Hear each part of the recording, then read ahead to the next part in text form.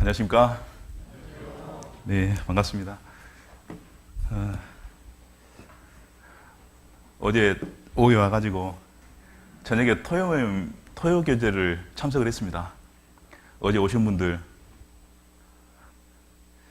제 찬양 들으시고 충격 받으셔가지고 잠 못 주무신 분이 혹시 계셨나 걱정이 됐습니다. 어제 찬양도 불렀어? 어제 못 오신 분 궁금하시죠? 제가 이제 찬송을 불렀습니다.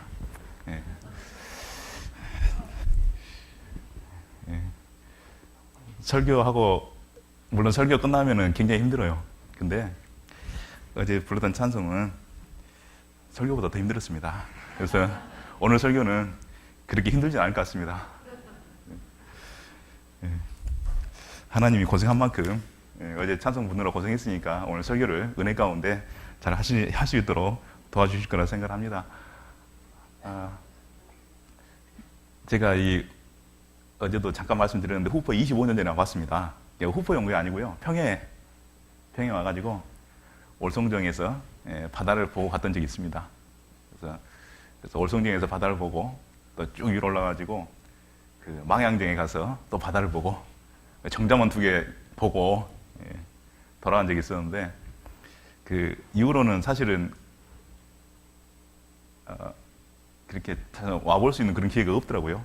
그래서 오면서 이제 25년 만에 이곳에 이제 처음 다시 이제 오게 되었는데 오면서 내심 사실 기대를 했어요. 그때는 목적이 있어서 온 건 아니었고 그냥 혼자 여행을 왔었습니다. 고등학교를 졸업하고 잠깐 시간이 되잖아요. 시간이 돼가지고 그때 이제 잠깐 저 혼자 이제 여행을 왔었는데 어떻게 보면 인생에서 사실 저한테는 굉장히 소중한 시간이었기 때문에 그 소중한 시간을 보냈던 그곳에 내가 다시 한번 가보는구나라는 생각을 하면서 그곳에 이제 교회가 있다니, 그전에 사실 그 교회가 없었습니다. 제가 알기로도 아마 그때가 90년도 굉장히 초반이었기 때문에 갓 이제 80년대를 지난 시간이기 때문에 교회가 아마 그때는 모임은 구원받으신 분들은 한두 분, 몇 가지는 계실지 모르겠지만 교회는 아마 이쪽 근처에는 없었던 것 같아요. 그래서 교회를 가볼 생각은 못하고 그냥 혼자 여행을 왔었는데 이제는 곳곳마다 이렇게 교회가 있어가지고 지금 오면 참 좋겠다라는 생각을 했어요. 지금 오면. 그래서 교회도 들렸다 가고 교제도 하고 가고 그래서 지금 오면 참 좋겠다는 생각을 하게 되었습니다. 그래도 한 번쯤 왔던 것이기 때문에 어제도 오면서도 편안한 마음으로 이렇게 오게 되었습니다. 그래서 와서 저녁에 또 이제 모임까지 이렇게 하면서 간증도 시켜주시고 어제도 어떤 전도사님이 그러시던데 전도인 생활하다 보면 간증할 시간이 없습니다. 그죠? 저도 구원 간증을 진짜 오랜만에 한 것 같아요. 몇 년이 된 것 같습니다. 누가 안 시켜줘요. 구원 간증을. 제법 그래도 이게 교구라도 바뀌고 그러면은 오셨는데 구원 간증 한번 하셔요. 이렇게 좀 해줄 것 같거든요. 참 정이 없어요. 아무튼 그래가지고 안 시켜줍니다. 그래서 자기들끼리 다 하고 끝내버려요. 그래서 내심 좀 서운했는데 어제 왔는데 구원간증 시켜주셔서 너무 감사했고 오랜만에 간증하면서 제가 구원받았을 때 그때를 다시 한번 생각할 수 있는 그런 소중한 시간도 갖게 되었습니다. 아무튼 여러 가지 혜택을 주신 후포교회에 감사를 드리고 또 교회를 돌아보면서 교회 곳곳에 형제 자매님들의 참 그 섬세한 손길들이 많이 느껴진다는 것을 많이 느꼈어요. 사실 교회를 보면서 입구부터 해가지고 어제 대강동도 와보고 위에 이제 숙소랑 어저께 이제 교회학교 이제 우리 학생들 공부하는 곳도 이렇게 가보고 이렇게 하면서 사진도 여러 장 찍었습니다. 그래서 야, 형제 자매님들 여기 앉아서도 그랬어요. 여기 앉아서도 딱 보면서 야, 우리 형제 자매님들 부지런하시구나 라는 생각을 했습니다. 그래서 웬만하면 교회가 이렇게 안 깨끗하거든요. 웬만하면 이렇게 안 깨끗해요. 근데 이렇게 넓은 교회당을 작은 숫자지만 형제 자매님들이 얼마나 사랑하고 좋아하시면 이렇게 깨끗하게 관리를 잘하고 계실까라는 생각을 하면서 정말 많은 생각을 하면서 또 앉아있는 순간이었지만 그 생각을 하면서 앉아있으면서 참 감사를 했습니다. 아무튼 설교도 잘해야 되는데요. 아무튼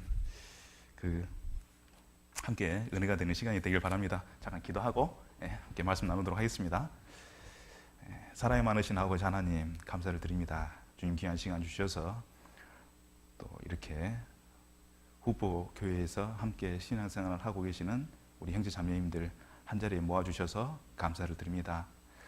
하나님께서 이 지역에 정말 미약하지만 척박한 땅이었지만 하나님의 복음의 씨앗을 뿌려주시고 이제는 그 씨앗이 자라서 땅을 스스로 갈고 엎어서 새로운 씨앗을 심고 이제는 많은 형제 자매님들이 이렇게 함께합니다.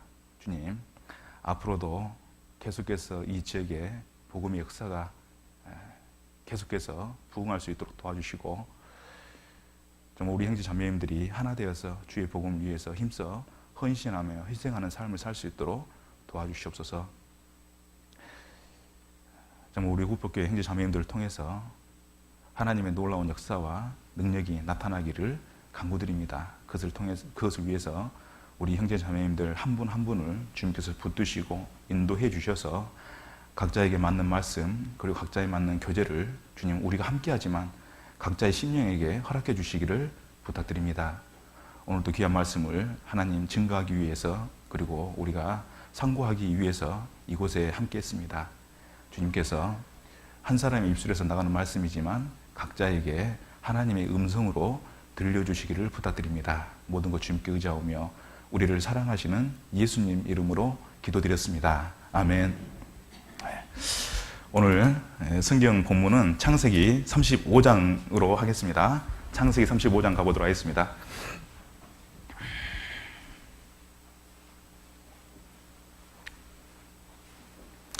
창세기 35장 6절부터 8절까지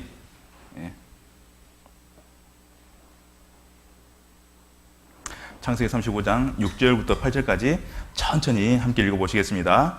야곱과 그와 함께한 모든 사람이 가나안 땅 루스 곧 베델에 이르고 그가 거기서 단을 쌓고 그곳을 엘 베델이라 불렀으니 이는 그 형의 낯을 피할 때에 하나님이 그에게 거기서 나타나셨음이더라. 리브가의 유모 두보라가 죽음에 그를 베델 아래 상수리 나무 밑에 장사하고 그 나무 이름을 알론 바곳이라 불렀더라. 창세기 35장 내용을 잘 아시죠? 야곱이 삼촌 집에서 약 20년 생활하고 돌아오는 여정 속에서 다시 처음 출발했던 베델에 가서 다시 그곳에 단을 세우고 그곳의 이름을 엘 베델이라고 불렀던 사건이 있죠. 우리는 창세기 35장 내용에 대해서 익히 잘 알고 있습니다. 그런데 그곳에서 단을 쌓은 일만 있는 것이 아니고 한 가지 일이 하나 더 있었습니다. 그것이 바로 8절 내용입니다. 다시 한번 제가 읽어 올리겠습니다. 리브가의 유모 두보라가 죽음에 그를 베델 아래 상수리 나무 밑에 장사하고 그 나무 이름을 알론 바곳이라 불렀더라 이렇게 되어 있습니다. 그 참 좋은 일이었잖아요. 야곱이라는 사람이 다시 베델로 돌아와서 하나님 앞에서 다시 그 믿음을 회복하고 과거에는 그곳이 베델이라고 그랬잖아요. 하나님의 집. 그런데 20여 년간의 연단과 어떤 신앙의 과정을 겪고 난 다음에 그곳에 다시 돌아왔을 때는 하나님의 집을 본 곳이 아니고 하나님의 집 안에 계신 하나님을 보게 되잖아요. 그래서 그곳의 이름을 엘베델이라고 이렇게 지었습니다. 자, 그런데 그 사건 이면에 하나 감춰진 사건이 하나 있었는데 그 엘베델에서 한 사람 죽은 사람이 있었습니다. 그 사람이 바로 리브가의 유모 두보라라고 하는 여인이 그곳에서 죽었습니다. 자, 근데 우리가 두보라는 뭘 사사 두보라가 있잖아요. 그래서 두보라라는 사람에 대해서는 이제 익숙하게 성경 속에서 들어본 이름이긴 하지만 그 두보라는 다르게 이곳에서 또 하나의 두보라가 나옵니다. 자, 이 두보라는 소개한 대로 리브가 유모라고 돼 있어요. 리브가 유모. 리브가 유모라는 것은 리브가를 길렀던 가지 엄마죠, 사실은. 그죠? 그래서 리브가를 길렀던 엄마인데 그 리브가를 길렀던 유모가 오늘 이곳에서 죽었습니다. 자, 그 24장을 잠깐 보면 이 드보라에 대한 내용이 한 번 더 나오는데요. 자, 창세기 24장을 가보도록 하겠습니다. 그 창세기 35장은 몇 번 볼 것 같으니까요. 여기다가 실 하나 꼽아 놓으셔도 좋을 것 같습니다. 창세기 24장 보면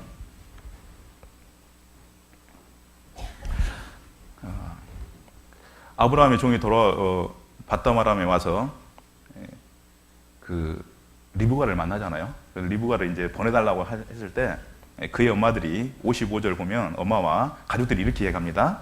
24장 55절에 창세기 24장 25절입니다. 리브가의 오라비와 그 어미가 가로되 소녀로 며칠을 적어도 열흘을 우리와 함께 있게 하라. 그 후에 그가 갈 것이라.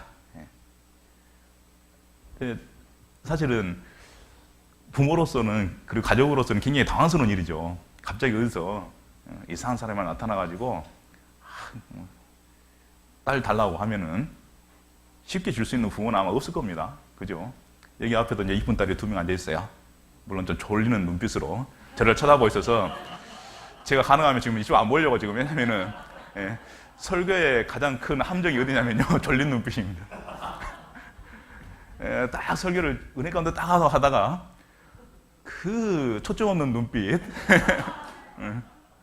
초점 없는 눈빛을 보는 순간 저도 모르는 사이에 빠져들어가 버려요. 나오려면 또 한 5분 허덕이다 나옵니다. 설교 5분 길어지는 거예요 나중에. 그러니까 오늘 설교가 길어지면 앞에 우리 친구 2명이서 저를 깊은 졸음의 수렁에 빠뜨렸다 뺐던 뺀 걸로 이해를 해 주시기 바랍니다. 그래도 앞에 앉아서 고마워요. 용기는 높습니다. 사실 그 지역교회에 설교를 가게 되면 저도 그 전에 아주 굉장히 작은 교회에서 함께 신앙생활을 했던 적이 있었습니다. 한 10여 년 가까이 저도 어제 소개해드렸지만 그 나주라는 곳에서 아시죠? 배로 유명한 그 봄이 되면 온 들판이 하얗습니다. 눈이 오는 것처럼. 그래서 그 언덕 위에 있는 길들이 있어요. 언덕 위의 길을 가게 되면 양쪽에 정말 눈으로 완전히 그 들을 덮은 것 같은 그런 느낌이 들어요. 그래서 그 5월이 되면 다시 한번 눈이 온다라고 합니다. 나주는. 그래서 그 눈을 볼 때마다 너무 좋은데 처음에 시작할 때 작은 수로 시작을 했잖아요. 작은 수로 시작했기 때문에 어제도 이제 목사님과 교제하면서 그 이야기를 했어요. 진짜 이 주일 설교가 얼마나 중요한지 모르겠어요. 저도 그 안에서 앉아서 말씀 들을 때 정말 그 주일 설교를 기다리는 마음이요 너무 컸어요. 진짜 우리가 작은 교회는 큰 교회는 이제 모임들이 많잖아요.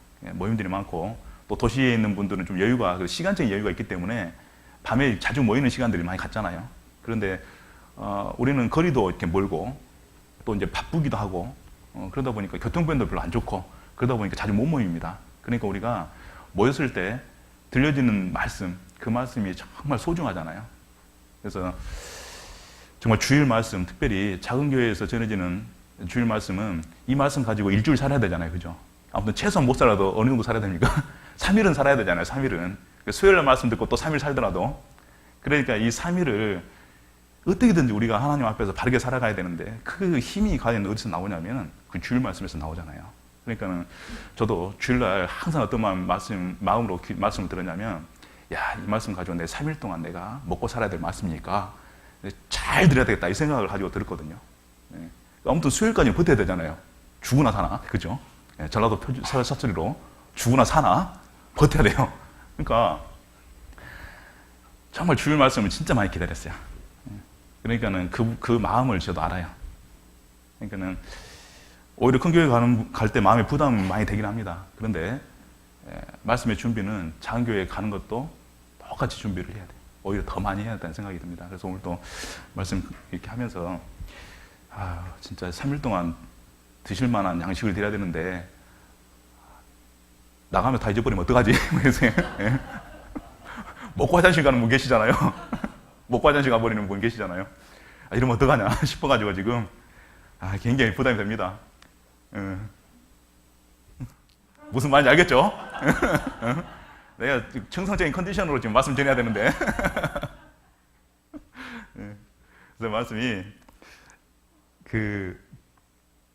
특별히 중고등부 학생들하고 공과를 들어가게 되면 정말 저는 사람을 일단 생각 안 하고 말씀 시작합니다. 얘네들은 사람이 아니고 호박이 앉아 있는 거예요. 호박. 예, 호박이니까 표정이 없죠. 그러니까는 그렇지.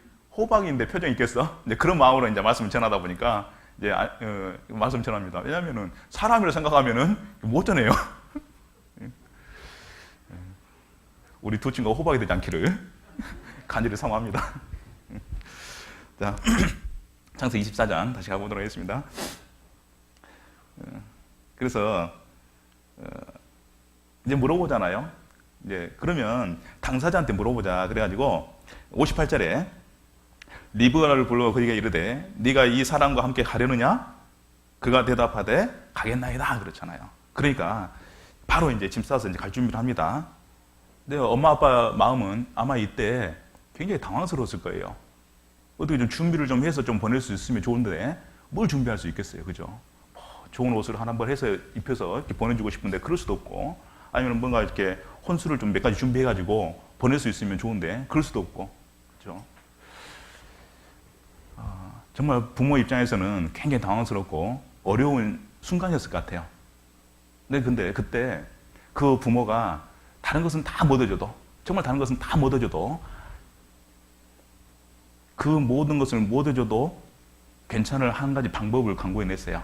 그것이 뭐였냐면은 59절을 보면은요, 그들이 그 누이 리브가와 그 유모와 아브라함의 종과 종자들을 보내며 이렇게 됐습니다. 자, 그때 다른 건 다 못 보내줘도, 함께하게 못 해줘도 누구를 보내줬냐면요, 바로 그 유모 드보라를 리브가와 함께 이렇게 보내준 거예요. 보내줬습니다.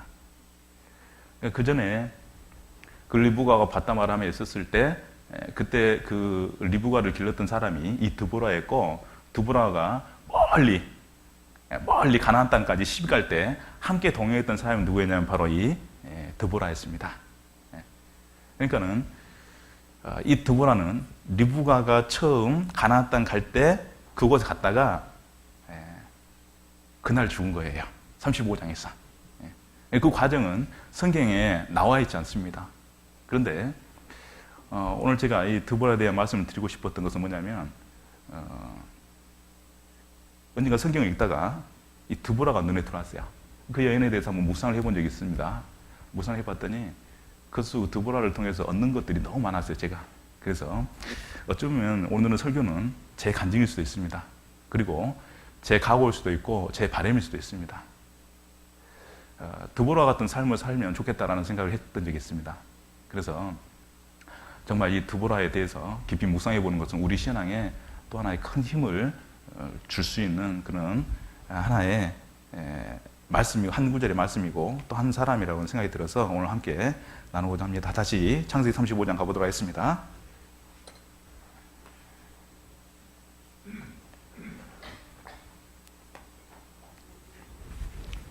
창세기 35장.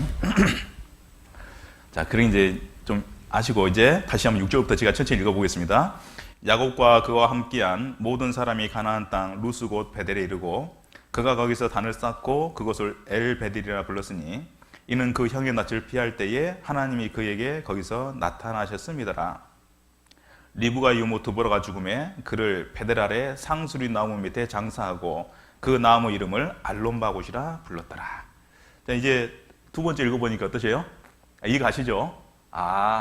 이 드보라는 여자가 그 여인이었고, 이 드보라가 리브가 유모였는데 오늘 여기서 죽었구나. 이제 좀 얘기하시죠. 그러면 드보라가 도대체 어떤 사람이길래 성경에서 그렇게 중요하게 말씀하십니까? 라고 우리는 생각할 수가 있어요. 그런데 생각을 해보셔요. 이 드보라는 리브가 유모였으면 리브가보다는 아마 나이가 많았을 겁니다. 나이가 많고, 리브가가 시집 갈 정도 되면 최소한 20대 정도는 10대 후반 되지 20대 초반 정도는 됐을 거예요. 그때 가나안 땅 가가지고 평생 했던 일이 있어요. 평생 했던 일이 뭐냐면, 리브가의 유모였기 때문에 어렸을 때는, 젊었을 때는 누구를 돌봤냐면 리브가 돌봤잖아요, 그죠? 리브가 돌보고 시간이 지났어요.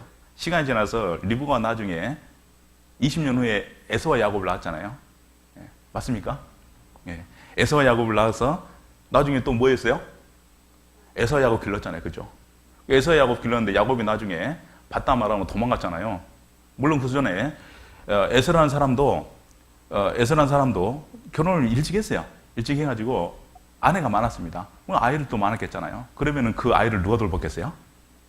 분명히 이 드보라라는 여자가 분명히 돌봤을 거예요. 자, 그리고 야곱이 나중에 삼촌 집에 갔을 때 오늘 이곳에 같이 온 걸 보니까 이 드보라가 거의 갔겠어요, 안 갔겠어요?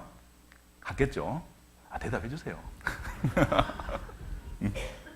갔겠어요, 안 갔겠어요? 예, 갔죠. 갔으니까 왔죠. 뭐 안 갔으면 못 오잖아요. 그러니까는 간 거예요. 가가지고 그곳에서 뭐 했냐면 또 뭐 했겠어요? 고향 갔으니까 고향집에 가버렸을까요? 그게 아니고 그 고향에 가서 야곱 옆에 머물면서 뭘 했을까 생각을 해봤습니다. 뭐 했겠습니까? 네, 또 애 키운 거예요. 애 키워. 네, 또 애 키웠어요. 자, 그리고 야곱이 이제 돌아와요. 20년 생활을 타향살이 이제 다 하고 돌아오는데 같이 따라옵니다. 따라오면서 또 뭐 했겠어요? 또 뭐 했겠습니까? 네, 또 애 키운 거예요. 애 돌본 거예요. 자, 그러니까 이 드보라는 여자는 평생 한 가지 일만 했습니다. 무슨 일 했습니까? 애 키우는 거. 참. 근데 그때 아마 나이를 계산은 살짝 해봤어요. 나이를 계산을 했더니 최소한요, 이 드보라의 나이가 150살 이상은 됐습니다. 죽는 이날 35장 8절에 드보라가 죽었다고 되어 있는데 이 죽는 그날 최소한 150살 이상은 됐습니다. 150에서 제가 생각했을 때는 더 아마 맞는 나이는 180 정도 된 것 같아요. 그러니까 과거에 사람들은 좀 오래 살았잖아요. 살았기 때문에 이 드보라라는 여인도 한 150살 이상을 살았을 텐데 그 평생은 뭐 하며 살았냐면 애만 키우다 산 겁니다. 자, 한 가지 일을 100여 년 넘게 할 수 있다. 어렵죠? 여기 이제 여기 계신 분들 중에서 그 평생 고기 잡으신 분 계실 것 같다는 생각을 합니다. 아니면 평생 농사를 지은 분도 계셔요. 농사 평생 지어도 지금 한 60년, 70년 지으셨잖아요. 60, 70년 농사 짓는 게 쉬워요, 어려워요? 말도 마. 말도 마. 다시 농사 지으려면 지으시겠어요? 그러면은 내가 미쳤으면 미쳤지? 내가 안 지어. 나도 그때 옆집 순이 서울 갈 때 나 따라갈 걸. 잘못했어, 내가. 그죠? 네. 옆집 철수 공장 갈 때 내가 따라갈 건데 내가 괜히 아버지 말씀 듣고 남아가지고 내가 이 고생 평생을 산다고. 우리 순이는 그래도 도시 사는 자 만나가지고 그래요, 그죠? 도시에다가 집도 하나 사고, 그죠? 그래서 편안하게 얼굴 하얘가지고 이렇게 사는데 나는 뭐냐고, 그죠? 우리 철수는 도시를 시켜가지고 서울 여자 만나가지고 그 알콩달콩 공원도 다니고 취미 활동도 하고 수영도 배우고 이렇게 사는데 나는 아침부터 지금도 삽들고 지금 나간다고, 그죠? 원망스럽죠.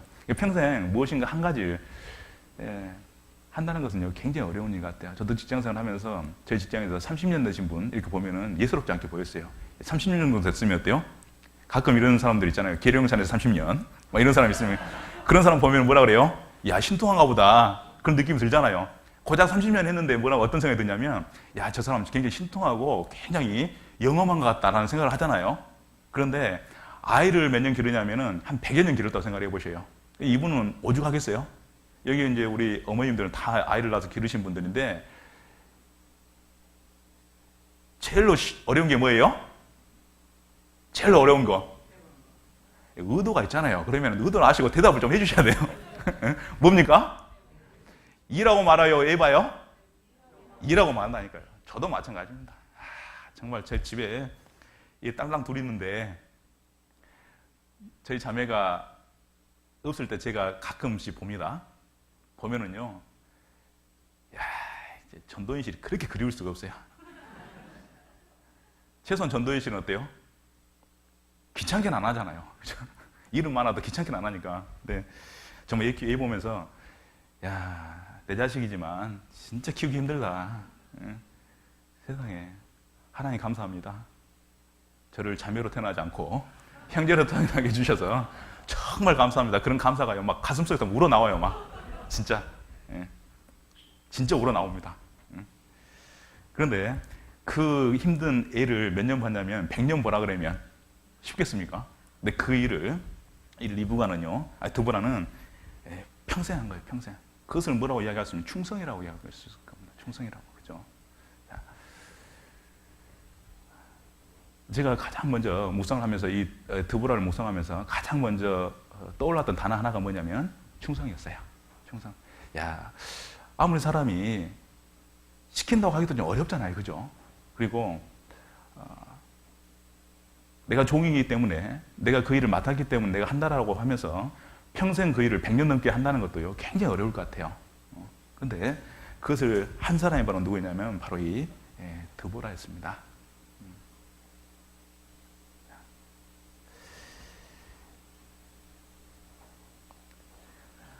드보라의 삶은 충성스러운 사람이었죠. 제가 그러면서 그 드보라를 묵상하면서, 야, 사람이 무엇인가에서 인정받기 위해서는 그것을 꾸준히 해야 되는데, 그 꾸준히 하면서 어떤 필요한 것 중에 가장 중요한 것은 충성스러운 마음이 아닐까라는 생각을 해봤습니다. 어떠세요?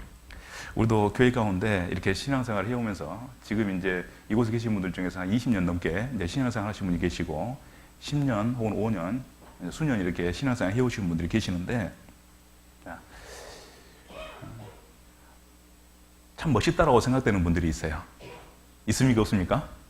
신앙생활을 하시는데 같이 옆에서 같이 신앙생활 하시는데 저분 진짜 멋있다라고 생각되는 분이 있어요.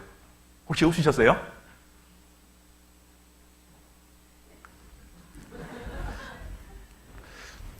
저만 했네요, 저만.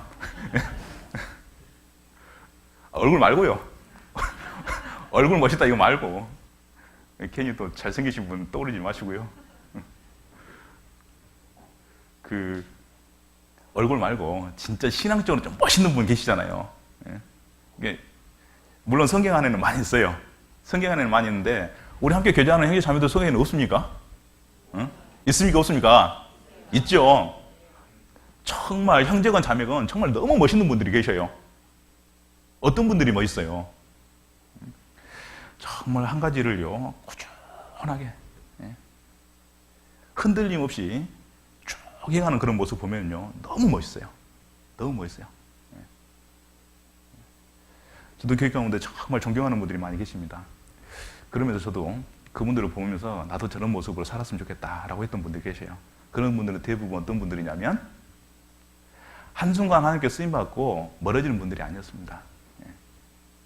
그리고 쓰임받으면서 능력은 많지만 그 능력을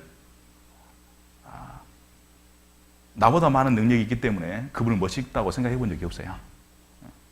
오로지 제 눈에 정말 멋있다고 생각했던 분이 어떤 분이냐면 10년이 지나도 20년이 지나도 30년이 지나도 그 마음에 처음 가졌던 그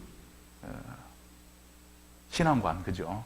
하나님을 향한 그 마음, 이 마음이 흔들리지 않고 끝까지 쭉 가는 분들이 계셔요. 가끔 우리는 여기 배를 많이 타고 계시니까 배 타고 나가보면은 많은 어려움들을 겪게 되잖아요. 자, 그런데도 그 배가 흔들림 없이 방향을 잃지 않고 쭉 간다. 이게 사실 어렵잖아요. 그런데 함께 신앙생활 하면서 그분들의 생활을 제가 많이 봤습니다. 많이 보면 굉장히 어려운 분들이 많이 계셔요. 어렵지 않은 사람들은 누가 있겠어요, 그죠? 도정환 씨가 지은 시 속에 젖지 않고 피는 꽃이 어디 있으랴 그랬잖아요. 바람이 흔들리지 않고 핀 꽃이 어디 있으랴 그랬잖아요. 그러니까는 바람이 흔들리고 비에 젖고 물론 숱한 어려움을 겪지만 결국 나중에 아름다운 꽃을 피우듯이 인생도 정말 하나님은 그 속에 많은 비를 내리고 많은 바람이 불게 하셔요. 때로는 해충을 만나기도 하시고 뜨거운 햇빛을 만나기도 하시고 그런데 그런 것들이 신기하게도 더 큰 은혜와 감동이 되어서 그분들의 삶을 만들어가면서 그분들이 평생 움직이지 않는 단단한 신앙을 가지고 있는 그 모습을 보면서요 정말 많은 은혜를 느꼈어요. 그러면서 그분들이 키가 작은 분일 수도 있어요. 얼굴이 못생긴 분일 수도 있습니다. 가난한 분일 수도 있어요. 때로는 못 배운 분일 수도 있어요. 그렇지만 그것과는 안 한 것이 없이 정말 이분이 멋있다라는 생각을 정말 많이 했습니다. 그래서 나도 저분처럼 살아야 되겠다. 정말 그렇게 생각했던 적이 많이 있었습니다. 근데 그분의 마음속에 정말 제가 발견한 것이 뭐냐면요, 충성이었어요. 내가 하나님의 집에서 내가 하나님과 함께 열심히 생활해야 되겠다, 이 마음 하나를 딱 가지고 살더라고요. 내가 부르는 능력이 없지만, 내가 아는 것이 없지만, 내가 할 수 없는 것이 많지는 않지만, 할 수 있는 것이 많지는 않지만, 내가 정말 주님의 집 가운데서 작은 모퉁이 한 곳을 썰더라도 내가 그것을 은혜로 여기고 내가 평생 살아가야지, 그 마음 하나를 가지고 살아가는 것을 보았습니다. 우리 고린도후서 6장을 잠깐 보도록 하겠습니다.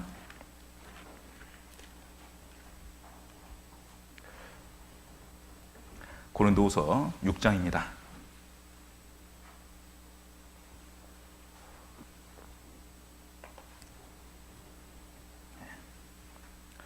1절을 보면요, 그 후로 제가 이 말씀을 보면서 참 은혜가 되었어요. 고린도후서 6장 1절입니다. 제가 읽어 올리겠습니다. 우리가 하나님과 함께 일하는 자로서 너희를 권하노니 하나님의 은혜를 헛되이 받지 말라. 4절입니다. 오직 모든 일에 하나님의 일꾼으로 자천하여 많이 견디는 것과 환난과 궁핍과 고난과 이렇게 되어 있는데요, 고린도서 6장 1절과 4절에서는 우리가 하나님과 함께 일한다라고 되어 있고, 그것은 결국 뭐냐면 하나님의 일꾼이다라고 이야기할 수 있겠잖아요. 그분 마음속에는 내가 유능한 일꾼인지 아닌지는 모르겠다는 거죠. 내가 정말 큰 일을 할 수 있는 일꾼인지 아닌지는 모르겠다는 거예요. 내가 정말 어떤 일을 만났을 때 잘할 수 있을지는 모르겠다는 거예요. 하지만 내가 아는 것은 뭐냐면 내가 하나님의 집에서 일하는 일꾼이라는 거예요. 자, 그러니까 내가 하나님의 집에서 하나님과 함께 일하는 사람이기 때문에 내가 해야 될 자세는, 갖춰야 될 자세는 딱 한 가지였다는 것이죠. 그것이 뭐냐면 충성인 거야. 충성입니다. 고린도전서 4장을 보도록 하겠습니다.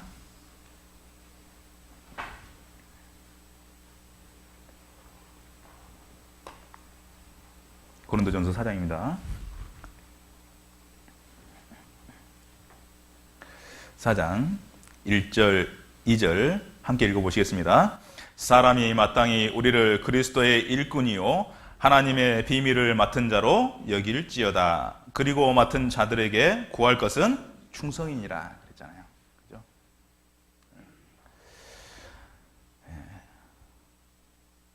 하나님의 비밀을 맡은 자로 인정되기 위해서 반드시 필요한 것이 뭐냐면 충성이라고 이야기를 합니다. 그런데 이 말씀 읽을 때마다 어때요? 부끄러운 생각이 좀 듭니까, 안 듭니까? 이 말씀 읽으면서 부끄러운 말씀 마음에 안 들고 그냥 지나가 버리잖아요. 그러면 안 되는 겁니다. 성경 읽을 때는 항상 내 마음이 이렇게 건드려져야 돼요. 건드려져야 돼. 말씀 한 구절을 보더라도 내 마음이 건드려지지 않으면요, 그 성경을 읽고 있는 거예요? 그냥 보고 있는 거예요? 보고 있는 거예요. 보고 성경을. 성경을 보는 것이지 정말 그 성경을 받아들이고 있지 않아요.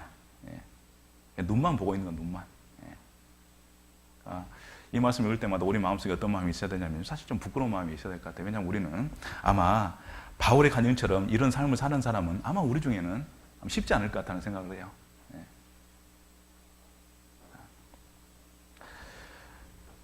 정말 멋있는 삶, 그 삶은 충성된 삶 맞을 겁니다. 드보라는 평생 한 가지 일에 충성했던 사람이었어요. 그것은 딱 한 가지였습니다. 뭐냐면 바로 애 키우는 거. 애 키우는 것이 사실 우리가 보면은 특별히 이제 우리 어르신들이 많이 계시는데, 형제님은 어르신들이 많이 계시는데, 어르신들 중에 이렇게 말씀하시는 분이 계셔요. 애 키우는 게 뭐가 힘들어 이렇게 자주 들어봤어요. 집에서 우리 어머님들이 아이고 자식 키우는 것이 이렇게 힘들다고 이야기하면 어르신들은 뭐라고 하냐면요, 안 키워봤으니까 모르잖아요. 그죠? 술 먹고 아침에 뒷골이 얼마나 아픈지 이건 모른다 그래. 내가 얼마나 힘든지 아냐고. 내가 술 많이 먹어가지고, 응? 얼마나 술 먹고 난 다음날 내가 얼마나 힘든데 내가 그런 나와서 일하고 있지 않냐고. 그 말씀 하시는데, 애 키우는 거는요, 그 수고로움을 어르신들이 알아요, 몰라요? 몰라요. 저희 아버님도 모르셔요. 저희 아버님은 나누니까 컸대요. 자식들이 알아서요. 제가 그랬어요, 아버님한테. 진짜요? 진짜요? 이렇게 물어봤어요. 진짜로 그렇게 크겠어요? 나라면 큽니까? 자기가? 예, 세상에 저절로 되는 건 하나도 없죠. 우리 밖에 나가서 벼 하나만 키우더라도 얼마나 고생 많이 합니까? 그 떼 앞곁에서. 근데 사람을 키우는 게 쉽겠어요. 그죠? 예, 집에 있는 개 한 마리 키우는 것도 얼마나 힘들어요. 때 되면 밥 줘야 되고, 물 줘야 되고, 예, 똥도 치워줘야 되고, 얼마나 힘들어요. 그죠? 근데 짐승 키우는 게 힘든데 사람 키우는 게 힘들게 쉽지 않겠어요. 예, 어렵지 않겠어요. 어른들은 잘 모르시더라고요. 우리 아버님들은. 사람은요, 그냥 저절로 나와서 키운 줄 알아요. 그런데 그게 아닌 거예요. 세상에서 제일 힘든 일이 뭐냐면 아마 사람 기르는 일일 겁니다. 그죠? 그러니까 이 일을 100년 넘게 할 수 있었다는 것은 정말 충성 아니면 안 되는 겁니다. 충성. 그리고 또 하나, 이 드보라의 그 이름의 뜻이 있답니다. 뜻이 뭔가 이게 찾아봤어요. 혹시나 이름의 뜻에서 좀 이렇게 뭔가 좀 받을 만한 메시지가 있을까 싶어가지고 뜻을 봤더니 꿀벌이라는 의미가 있대요. 꿀벌. 드보라의 이름의 뜻이 뭐예요? 꿀벌. 야, 꿀벌 딱 그러니까는 마음에 어떤 생각이 들어요?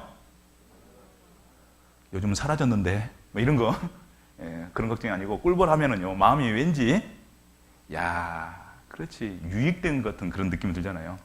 꿀벌은 평생 뭐라 하냐면요 꿀을 땁니다. 그죠? 그러니까 꿀벌이죠. 꿀을 땁니다. 꿀을 따서 어때요? 모으죠. 모아서 어떻게 해요? 모아서 뺏겨요. 그죠? 누구한테요? 네, 우리한테. 그런데도 바보스럽게 또 내년에 따요, 안 따요 또? 또 따요. 뭐 하나요? 한겨울에 나는 이 꿀 먹으면서 살아야지. 그런데 한겨울에 뭐 먹어요? 설탕 먹어요. 그죠? 예. 자기는 평생 이거 가을에, 겨울에 먹으려고 추라고 고생하면서 날라다니면서 따놨더니 그건 사람이 가져가 버리고 사람이 기껏 주는 건 뭐예요? 그냥 단맛 나는 설탕, 아무 영양가 없는 설탕만 줘가지고 힘없게 만들고 그러면서 또 내년에 어때요? 속은지도 모르고 속았더라도 알더라도 또 따로 가요. 왜? 그게 본성이니까. 우리 같은 건 그렇게 해야 안 해요? 해야 안 해요? 네, 밥 2개 샀어요.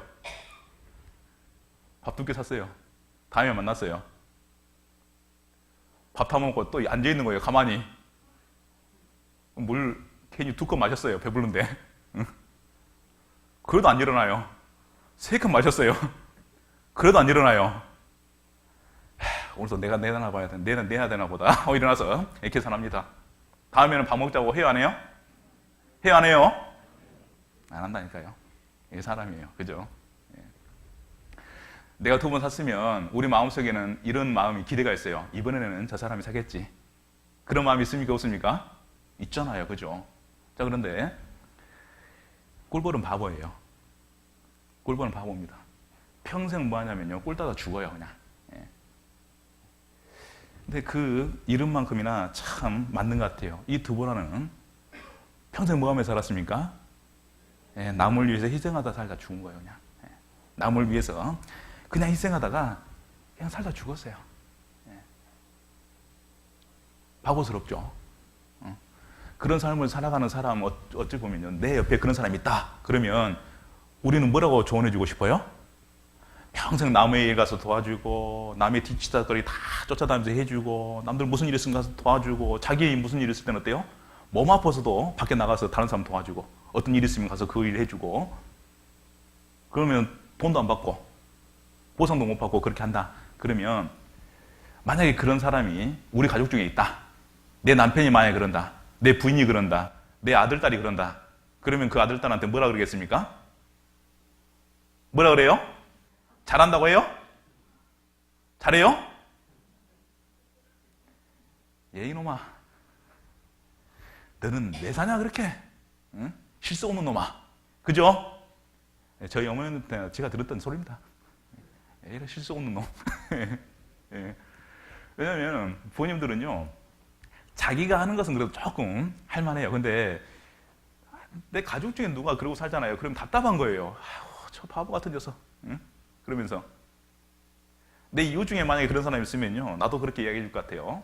뭐라고 하냐면 적당히 하세요. 내 자기도 돌보고 자기 일도 하고 자기를 위해서 뭔가를 해야지 왜 그래 평생 남의 일만 하다가 그렇게 살아가냐고. 남는 게 뭐겠냐고 나중에. 그 사람은 나중에 다 잊어버리고 내가 힘들 때 도와줄 거 같냐고. 아마 그렇게 우리 이야기할 수도 있어요. 아마 이 드보라의 옆에 누군가는 드보라에게 그렇게 이야기할 수도 있었습니다. 드보라, 당신 평생 남의 집에서 그렇게 희생하면서 사는데 적당히 해도 될 것 같아요. 어차피 그렇게 한다고 해가지고 당신 시집 못 갑니다. 그렇게 한다고 해서 당신 집 안 사줍니다. 그렇게 한다고 해가지고 당신 종에서 풀을 거 아니에요. 다른 유모들처럼 적당하게 안 다치기만, 살 안 빠지기만, 그죠? 돌봐주면 되잖아요. 왜 그렇게 희생하셔요? 나이도 많으시면서. 그런데 이 드보라는 아랑곳하지 않은 거죠. 그렇게 말한 사람이 없었겠어요. 그런데 이 드보라는요, 평생 자기를 짜서, 그죠? 짜서 리브가의 자손들을 먹이는데 평생을 사용합니다. 쉽지 않았겠죠. 쉽지 않았을 거예요. 사람이 시간이 지나서 어떤 한 가지 일을 오래 하다 보면은요, 나중에 뭐가 생깁니까? 뭐가 생겨요? 예? 요령, 그렇죠. 이고령. 예. 뭐가 생기냐면요, 요령이 생겨요, 요령이. 예. 신기한 건 뭐냐면요, 그 요령이 좋은 거예요. 나쁜 건 아닙니다. 왜냐하면 일을 더 빠르고 안전하게 잘 할 수 있어요. 과거에는 몰랐으니까는요, 고지고대로했던 일들이 나중에 요령이 생기면 앞뒤를 딱딱 짜맞춰서 하면은요, 일이 빠르고도 쉽게 그리고 잘 끝납니다. 요령이 생기는 거예요. 자, 그러면 남는 시간들 있잖아요, 그죠? 남는 여유들이 생기는 거예요. 그래서 일을 오래 하다 보면, 한 가지를 오래 하다 보면 느긋해요, 느긋해. 느긋해진다는 것은 뭐예요? 사실은 좀 안 좋은 말로 좀 게을러질 수도 있는 겁니다.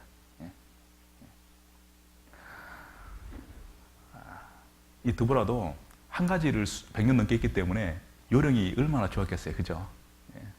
애 키우는 거 이제는요, 눈 감고든 합니다. 어떻게 해야 될지 아는 거예요. 어떻게 애를 다뤄야 되고, 어떻게 시켜야 되고, 어떻게 하면 편안하게 아이를 돌볼 수 있는지도 알았을 거예요. 그런데 아마 이 드보라는 한 가지 하지 않은 것이 있다면 그 요령 피우는 것을 안 했을 것 같아요. 정말 이 사람 마음속에는 충성이 있는 것뿐만 아니고 정말 그 이름의 뜻대로 희생하고 싶은 마음이 분명히 있는 것이 분명합니다. 어머니 리브가의 어머니가 드보라를 리브가 옆에 딱 붙여서 보낼 때 어떻겠어요? 그 마음이 정말 안심이 됐을 것 같아요. 안심이. 어쩌면 나보다 더 이 아이를 잘 돌볼 수 있는 사람은 누구였다고 생각했겠습니까? 바로 이 드보라. 이 드보라는 지금까지 내 아이를 돌보는 걸 보니까요, 정말 잘 돌봐요. 어쩌면 직접 나온 엄마보다도 더 잘 돌봤을 거라는 생각이 들었어요. 그때 먼 땅, 한 번도 가보지 않은 그 땅, 그리고 한 번도 보지 못한 그 사유에게 자기 딸을 보낼 때, 그 드보라를 함께 보냈을 때 그 엄마 마음에는 어때요? 아마 안심이 되지 않았을까라는 생각을 해봅니다. 왜냐하면 이 사람은 내 아이를 위해서 평생을 희생할 수 있는 사람이기 때문에 그렇다라는 생각이 들었어요. 우리 마음속에 주를 위해서 평생 희생하고 싶은 마음이 있다면 하나님이 우리를 이곳에 보내놨잖아요, 그죠? 이 후퍼라는 곳에 우리를 보내놨는데 이곳에 내가 있을 때 하나님이 하늘에서 딱 보셔요. 보시면서 나를 딱 보면서 하나님이 어떤 마음이 들어야 되겠습니까? 그렇지. 내가 안 가더라도 저 형제가 있으니까, 저 자매가 있으니까 안심된다. 하나님 마음에 정말 그런 마음이, 그런 은혜가 하나님 마음속에 있다면요, 얼마나 좋겠어요. 여기 있는 누군가를 보면서, 어떤 분을 보면서 하나님이 저 형제가 있으니까, 저 자매가 있으니까 내가 후퍼는 내가 안심이야. 정말 그런 은혜가 하나님 마음속에 있다면 정말 우리는 평생을 하나님께, 그리고 이 교회를 위해서, 영혼을 위해서 드려도 아깝지 않을 것 같아요. 그런 눈으로 하나님이 단 한 번이라도 제 일생에 단 한 번이라도 그렇게 봐주신다면 정말 얼마나 큰 은혜가 되겠습니까? 바울의 각오가 있습니다. 우리 성경 빌립보서를 보도록 하겠습니다. 바울의 각오를 한번 보도록 하겠습니다.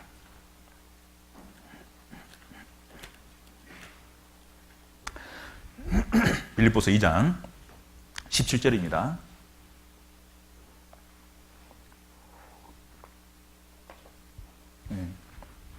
신약성경 320페이지입니다. 빌립보서 2장 17절. 만일 너희 믿음의 재물과 봉사 위에 내가 나를 관제로 드릴지라도 나는 기뻐하고 너희 무리와 함께 기뻐하리니. 그랬잖아요. 관제라는 게 무엇인지 아시죠? 제사 지내면서 마지막에 포도주를 불 가운데 부어버려서 하늘로 그 포도주를 태워서 올리는 것을 관제라고 이야기합니다. 자, 그 관제는 뭘 이야기하냐면 완전한 희생을 이야기하고 있어요. 자기를 태워서 완전히 하늘로 날려버리는.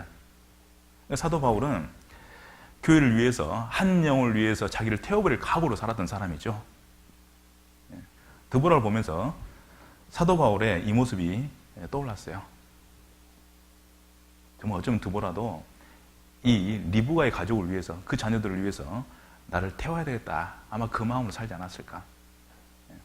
사도 바울은 빌립보 형제 자매들에게 이 편지를 쓰면서 정말 이런 각오가 있었던 것이죠. 관제를 드릴지라도 나는 기뻐하고 너희 무리와 함께 기뻐하리니. 죽어도 좋다 이 말이죠. 너희를 위해서 죽는 것은 나에게 무엇이냐면 기쁨이라는 겁니다. 너희를 위해서 죽는 것은 어쩌면요, 그것은 뭐예요? 최고의 쾌락인 거예요. 내가 너희를 위해서 당하는 기쁨, 고통이 내게 있어서는 완전한 뭡니까? 은혜인 거예요. 우리가 구원받지 않은 영혼 한 영혼을 위해서 내 인생을 허비한다. 이게 아깝겠습니까? 구원받은 형제 자매들 위해서 내가 내 인생을 허비한다. 이게 아깝겠어요? 얼마나 기쁜 일이겠습니까? 이 마음의 바람대로 사도 바울은 되었습니다. 디모데후서 4장을 보도록 하겠습니다. 디모데후서 4장. 그래서 이 바람이 실제로 진짜 이루어지죠. 사도 바울 생애 속에서. 디모데후서 4장 6절입니다. 디모데후서 4장 6절 함께 읽어보시겠습니다. 관제와 같이 벌써 내가 부음이 되고 나의 떠날 기약이 가까웠도다. 그렇죠? 그 사도 바울이 언제 죽었냐면 추정하기를 AD 67년에 죽었다고 이야기합니다. 혹은 68년에 죽었다고 이야기하는데 이 디모데후서를 죽기 바로 1년 전에 기록한 성경입니다. 1년 안에 기록한 성경인데 이때 사도 바울이 뭐라고 했냐면 관제와 같이 내가 벌써 부어졌다라고 얘기해요. 부어졌다. 부어질 것이 아니고 이미 어때요? 부어져 버린 거예요, 불 속에. 그러니까 지금 뭐하고 있냐면은 불 속에서 뭐하고 있어요? 끓고 있는 거예요. 끓고 있어. 그래서 지금 날아가고 있는 거예요. 마지막 한 방울이 날아가면은 바울의 생명이 끝나는 겁니다. 이미 사도 바울은 관제와 같은 생애를 살고 싶어하는 간절한 마음이 있었고 그 바람대로, 그 기도대로 하나님이요 부어버렸어요. 사도 바울은 알았어요. 내가 지금 끓고 있다는 걸 알았습니다. 끓고 있다는 건 뭐예요? 이제 죽는다.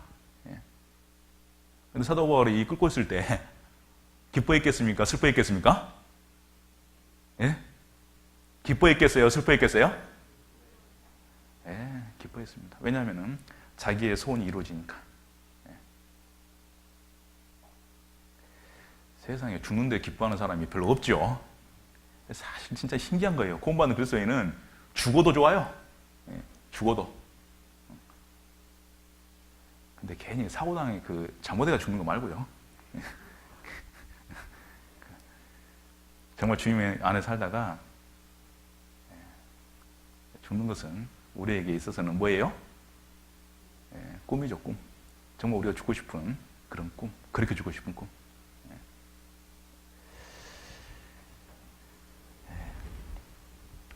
드보라는 그런 희생을 치렀습니다. 그런데 신기한 건요, 그 드보라의 희생이 거기서 끝난 것이 아니죠. 오늘 여기서 35장에서 드보라는 죽지만 드보라의 평생은 거기서 끝난 것이 아니었습니다. 처음에 드보라는 한 사람을 위한 유모였잖아요. 그런데 조금 지나니까 시간이 지나니까 한 가족을 위한 유모가 됐습니다. 좀 지나니까 어때요? 이제는 한 민족을 위한 유모가 돼버린 거예요. 그죠? 그러면 거기서 이제 죽었어요. 그럼 그걸로 끝나겠습니까? 그것이 아니고 이제는 뭐예요? 온 교회를 위한, 전 세계적인 교회를 위한 뭐가 됐습니까? 유모가 되어 있는 거예요, 지금은. 자, 우리가 지금 이 복음을 듣고 이 복음을 유지하면서 전하고 있는 이 은혜를 가지고 살아가는데 그 은혜 가운데, 그 능력 가운데 누구의 희생이 있었냐면요, 바로 이 드보라의 희생이 있었습니다. 그날 만약에 드보라가 안 가버려요. 아니, 나보고 왜 거기 가라 그러냐고, 그 멀리까지. 난 가요! 그러면 어머니도 생각이 바뀔 수도 있어요. 아, 드보라 못 가면 리브가 보낼 수 없는데? 안 갔으면 어떻게 되겠습니까? 큰일 나는 거죠. 큰일 나는 거죠. 곰곰이 생각을 해봤습니다. 어머니의 믿음이 과연 그 리브가를 가나안 땅에 보낼 수 있는 믿음이었을까? 리브가한테 물어봤을 때 가겠느냐 했을 때 가겠나이다 한 그 믿음이 과연 누구 믿음이었을까? 분명히 그 믿음을 영향을 준 사람이 있었을 텐데 그 리브가에게 하나님의 말씀에 순종해서 가겠다라고 할 수 있는 그 믿음을 누군가에게 영향을 받았을 텐데 과연 누구의 믿음일까? 아버지의 믿음일까? 어머니의 믿음일까? 아닌 것 같아요. 누구 믿음이냐면 바로 그녀를 기른 이 드보라의 믿음이었던 것 같습니다. 어머니는 못 보내겠어요, 지금도. 그러니까는 좀 더 있다 가라고 그 안에 좀 방법을 좀 써가지고 못 가게 하든지 아니면 안 보낼 생각을 하고 있는지도 몰라요.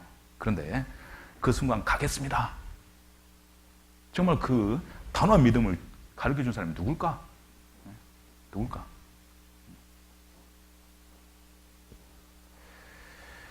그 드보라, 그 한 여인의 희생적인 삶, 이 삶이 지금 우리한테도 와요. 그러면 하나님이 그거 계산 지금 할까요, 안 할까요? 드보라는 이미 4,000년 전에 죽어버렸어요. 죽어버렸는데 하지만 그 죽고 난 이후에 우리에게 주는 이 은혜 속에 하나님은 지금도 저 천국에서 드보라의 상급을 계산할까요, 안 할까요? 하고 있을 겁니다, 분명히. 이게 뭐냐면 매튜엔리가 이런 말을 했어요. 하늘에 속한 연금술이 있다고 이야기합니다. 매튜엔리라는 사람에 대해서 우리가 이제 가끔 듣게 되는데 이 유명한 일화 속에 하나 이런 사람이 있어요. 감사를 잘합니다. 이 사람이 언제 한번 길을 가다 강도를 만났어요. 강도를 만나가지고 강도 만나니까 얼마나 당황스러워요. 평생에 처음 겪는 일이거든요. 그러니까는 너무 당황스러워가지고 너무 놀랐는데 강도가 지나고 난 다음에 집에 돌아와가지고 야, 이 상황에서도 내가 불안해하고 당황만 하고 있으면 안 되겠지. 그러면서 그때 이제 하나님께 이제 좀 안정이 되고 난 다음에 감사를 하기 시작했습니다. 그러면서 4가지 감사를 하게 되는데 첫 번째 감사는 뭐냐면 하나님, 생각해 보니까 정말 감사하네요. 왜 감사하냐면 오늘 처음 강도 만나게 해주셔서 감사합니다. 그 전에 만약에 또 만나고 했으면 어때요? 안 좋았겠잖아요. 그러니까 오늘 처음 만나게 한 것에 대해서 감사합니다. 두 번째는 돈은 뺏겼지만 목숨은 안 뺏긴 것에 대해서 감사합니다. 세 번째는 뺏기긴 했지만 큰 돈이 아닌 것을 감사합니다. 왜냐하면 전도해야 되는데 돈 다 뺏겨버리면 전도 못 하잖아요. 그죠? 그러니까는 감사합니다. 마지막 4번째는 뭐라 그랬냐면 제가 강도가 아닌 것을 감사합니다. 이렇게 기도했답니다. 하나님, 제가 강도가 아니다니요. 감사합니다. 만약에 자기가 강도였어 봐요. 그러니까 이제 매튜 헨리의 유명한 일화인데 매튜 헨리가 정말 성경학자로서의 어떤 정말 좋은 모습을 가지고 있는 사람 중에 한 사람인데 이 사람이 했던 말 중에 하나가 뭐냐면 하늘에 속한 연금술이 있다고 이야기합니다. 그리고 하늘에 화학자가 있다고 이야기해요. 하늘의 화학자. 이 땅에서도 사람들이 수백 년 동안 뭘 만들기 원했냐면 금을 만들기 원했어요. 이게 만들 수 있는 방법만 생기면 어떻게 되겠습니까? 떼돈 버는 거죠. 그러니까는 세상에 많은 사람들이 이 금을 만들기 위해서 흔한 재료를 가지고 금을 만들어내기 위해서 엄청난 노력을 했어요. 근데 안 됩니다. 그런데 이 땅에서는 안 되지만 하늘에는 그게 있다는 거예요. 하늘에 속한 연금술이 있다는 겁니다. 하늘에 화학자가 계셔요. 왜? 금을 만드신 분이 누구예요?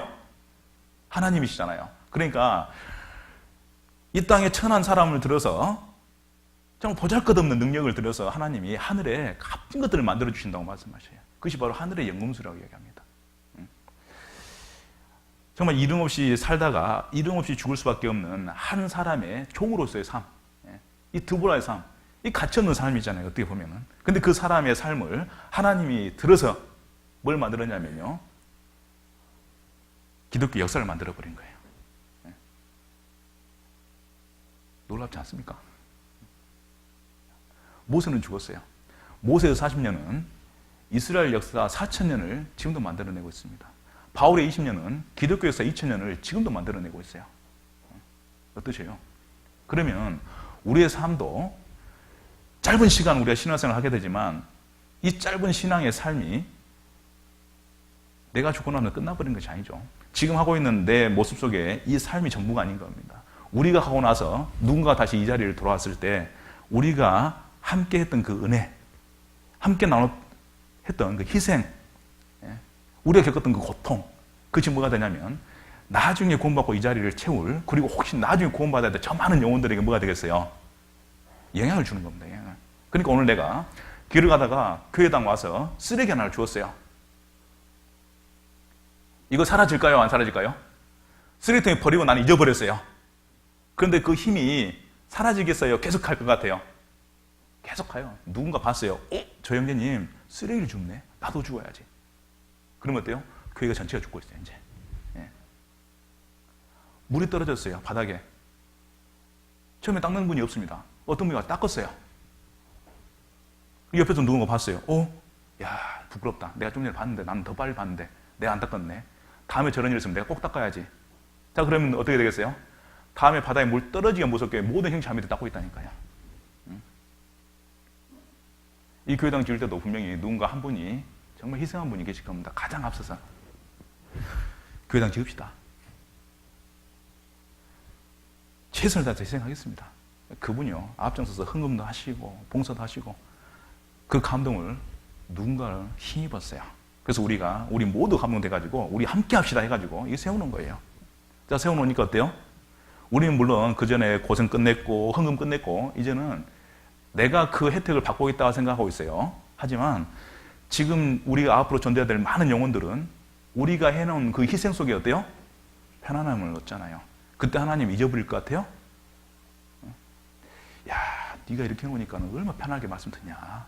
네가 그렇게 고생했으니까 이 형제 자매들이 지금 이렇게 신앙생활 잘할 수 있잖아. 네가 그렇게 수고했기 때문에 이 형제 자매들이 이렇게 자유롭게 신앙생활 할 수 있잖아.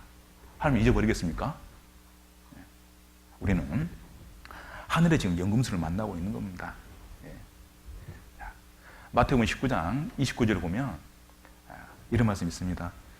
또 내 이름을 위하여 집이나 형제나 자매나 부모나 자식이나 전토를 벌인 자는 여러 배를 받고, 영어 성경에 보면은 100배의 배를 받고 이렇게 나옵니다. 100배. 하나 버리는데 하나 버리면 몇 개 와요? 100개. 근데 우리가 속고 있는 것이 있어요. 지금 이렇게 딱 하나 버리면 100개가 당장 오면은 얼마나 좋겠어요. 그래 안 그래요? 아, 내가 교회에다 헌금을 내가 100만 원을 딱 했어. 100만 원. 100만 원 했는데 다음날 갑자기 회사에서 보너스가 나오는 거예요. 얼마 나와요? 이렇게 딱 나와. 100배. 그러면 그 다음 주에는 얼마예요? 1억 하지요. 왜? 다음날 100억 받고 싶어서. 응? 돈 이야기하면 아무튼 좋아요. 눈이 갑자기 초록초록해. 우리 학생들도 눈이 초록초록이네. 응? 근데 100억이 얼마야? 진짜 우리가요 당장 딱 하면은 100배 딱 돌아오면 얼마나 좋겠습니까? 그죠? 근데 당장 돌아옵니까? 시간을 두고 돌아옵니까? 언제 올지는 몰라요. 근데 와요, 안 와요? 와요. 근데 우리는 당장 안 오니까 어떻게 생각하냐면 착각을 해버려요. 안 온다고 생각해버리는 경우가 많아요. 어떠세요? 오늘 또 교회 와서 헌금하신 분 계셔요. 오늘 또 와서 봉사하신 분 계십니다. 오늘 또 와가지고 무엇인가 교회 가운데 하신 분이 계셔요. 이거 하면서 이거 100배 올 거라는 생각하고 하셨어요? 그냥 했어요? 그냥 하신 거죠. 왜냐면은 하나님이 당장 무엇인가 준다면요 오늘 또 헌금하면서 내일 100배 받을 거 생각하면서 주겠죠. 넣겠죠. 야, 내가 오늘 10만 원 넣었으니까 내일은 1000만 원 내가 올 거야. 분명히 올 거야. 얼마나 기분 좋게 넣겠습니까? 그런데 우리는요 이제 습관적으로 넣는 경우가 있어요.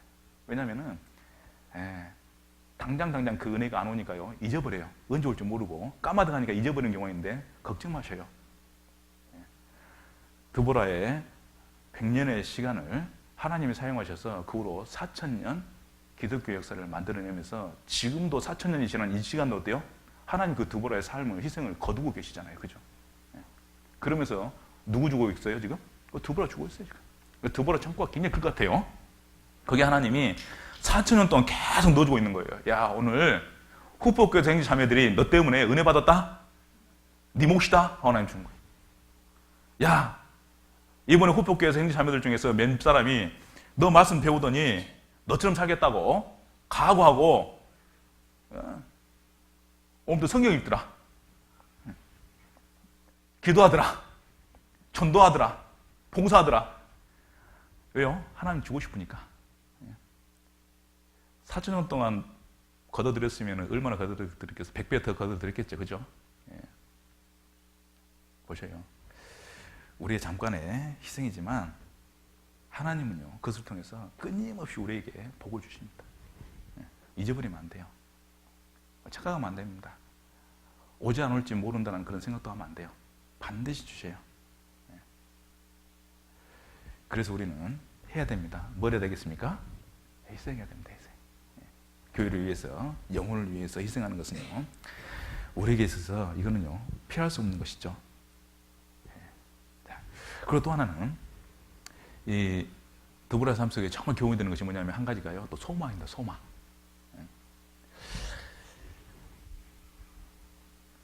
여기 이제 두 학생 이제 좀 전에 제가 말씀드렸는데, 이제 힘들죠. 이제 12시 넘어가니까. 그죠? 왜냐하면 이 친구들은 시기가요, 우리하고 좀 틀려요. 왜냐하면 이 친구들은 45분에 맞춰져 있어요. 학교에서 45분 되면 종을 땅 쳐주거든요. 10분 쉬었다가 시작하면 괜찮아요. 근데 벌써 지금 1시간 넘어가니까 죽겠는 거예요, 지금 막 그냥. 응? 이미 종은 쳤는데 안 끝나. 그죠? 쉬는 시간 없이 2교시를 하고 있는 거가 똑같거든요. 학교에서 만약에 선생님이 야, 오늘 쉬는 시간 없이 2교시 계속 한다 그러면 어때요? 이 친구들이요, 내 학교를 안 다녔으면 안 다녔지 그렇게 못 한다 그래요. 예?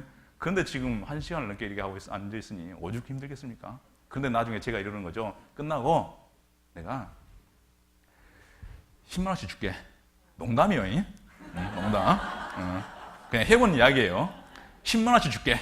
그러면 이 친구들이 지금 어떤 자세로 말씀 듣고 있겠습니까? 허리 펴고, 허리 펴고, 그렇죠. 눈 딱 뜨고, 입 벌리고, 이렇게 말씀 듣고 있겠죠. 그죠? 왜냐하면 이 친구들은 나중에 뭐가 없냐면 소망이 없어요. 예. 올해의 소망은 뭐냐? 빨리 끝나기를 바라는 거예요. 예. 1시간만 말씀드리면 내가 100만 원 줄게. 그럼 이 친구들의 마음이요, 완전히 틀려져, 자세가 틀려질 겁니다. 예, 처음부터요. 제가 한 10분 더 한다고 하면 어때요? 괜찮아요. 괜찮아요. 예.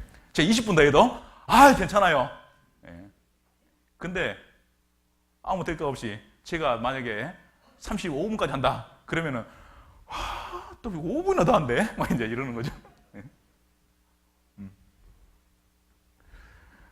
예. 소망이라는 것은 어려움을 어때요? 잘 견딜 수 있는 하나의 정말 중요한 이유가 되는 겁니다. 소망이 없으면은 정말 뭐든지 힘들어요. 어떠세요? 소망이 없으면요, 세상에 재밌는 것이 하나도 없습니다. 소망이 없으면요, 세상에서 즐거운 것이 하나도 없어요. 소망이 어떻습니까? 그러면 세상에서요, 감사한 것이 하나도 없어요. 아무튼 병원에 자주 가요. 어떤 병원 자주 가면 요양병원. 요양병원 가면 다 누워 계시잖아요. 할머니, 할아버지들. 그분한테 그래요. 할머니 재밌는 거 있어요? 그러면 보면서 몰라? 보고도 몰라 이래요. 아주 전라도 할머니들은요, 칼이에요. 한마디로 탁 잘라버립니다. 보고도 몰라? 나 그래요. 너 왜 나 놀리냐는 거야 지금. 좀 이렇게 편안하게 얘기할 수 있잖아요. 아이고, 나이 먹어서 누워있는데 무슨 소망이 즐거운 것이 뭐가 있겠어? 이렇게 이야기하면 좋은데, 전라도 할머니들은 탁 한마디 하는 거예요. 진짜. 보고도 몰라 그래버려요. 그러면 더 이상 할 말이 없어요. 그러니까 제가 물어보는 겁니다. 할머니, 그러니까 물어보잖아요. 보니까 물어보잖아요. 즐거운 거 없으시죠? 없지? 평생 그럼 재밌는 거 있었어요? 없었어. 대답 잘하시죠? 없었어요. 왜 없었어요? 몰라. 아무튼 없었어. 그럼 가르쳐 드려요. 한 번도 소망이 없어서 그래요. 어머니가 사시면서 소망이 있었다면, 진짜 그것이 이루어질 수 있는 소망, 정말 가치 있는 소망이 있었으면 어머니 재밌었을 거예요. 지금도 만약에 나을 수 있다면 소망이 있다면 재미있겠어요, 없겠어요? 그러면 낫지. 그러면 낫지. 근데 지금은 낫는다는 소망이 없잖아요. 포기하셨죠? 그렇지. 그러니까 어머니가 못 일어나는 거예요. 소망이라는 것은 정말 신앙뿐만 아니고 삶 속에서 중요한 것이죠. 드보라가 100년 넘게 이 아이들을 기르면서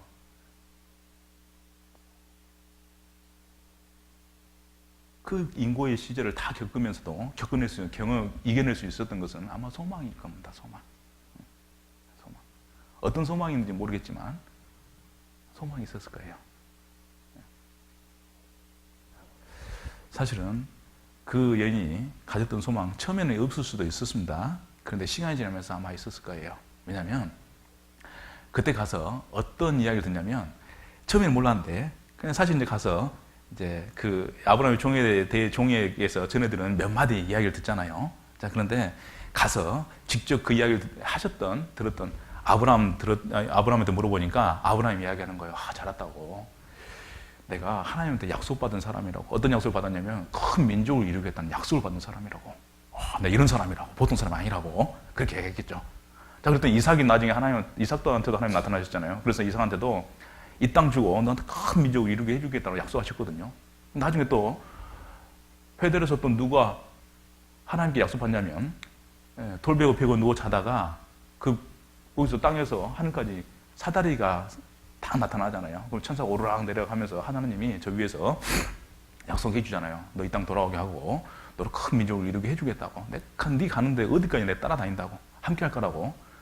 자, 그러니까 드보라는 자기한테 준 소망은 아니었어요. 하나님이 자기한테 준 소망은 아니었지만 드보라는 그 소망을 누구의 소망으로 생각했냐면 자기의 소망으로 생각한 거예요. 그죠?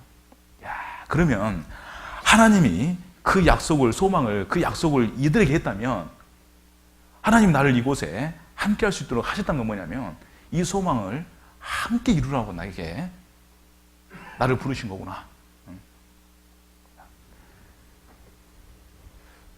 야곱이 밧다마람을 갈 때요, 나이를 계산해 보시면 70대 후반입니다. 우리는 대부분 그림을 보면은 젊은 야곱이 그 길을 걸어가는 것을 보게 되는데, 젊은 야곱이 아니에요. 야곱이 70 넘은 할아버지, 거의 80 다 되는 할아버지가 돼서 어디를 가냐면 밧다마람으로 갑니다.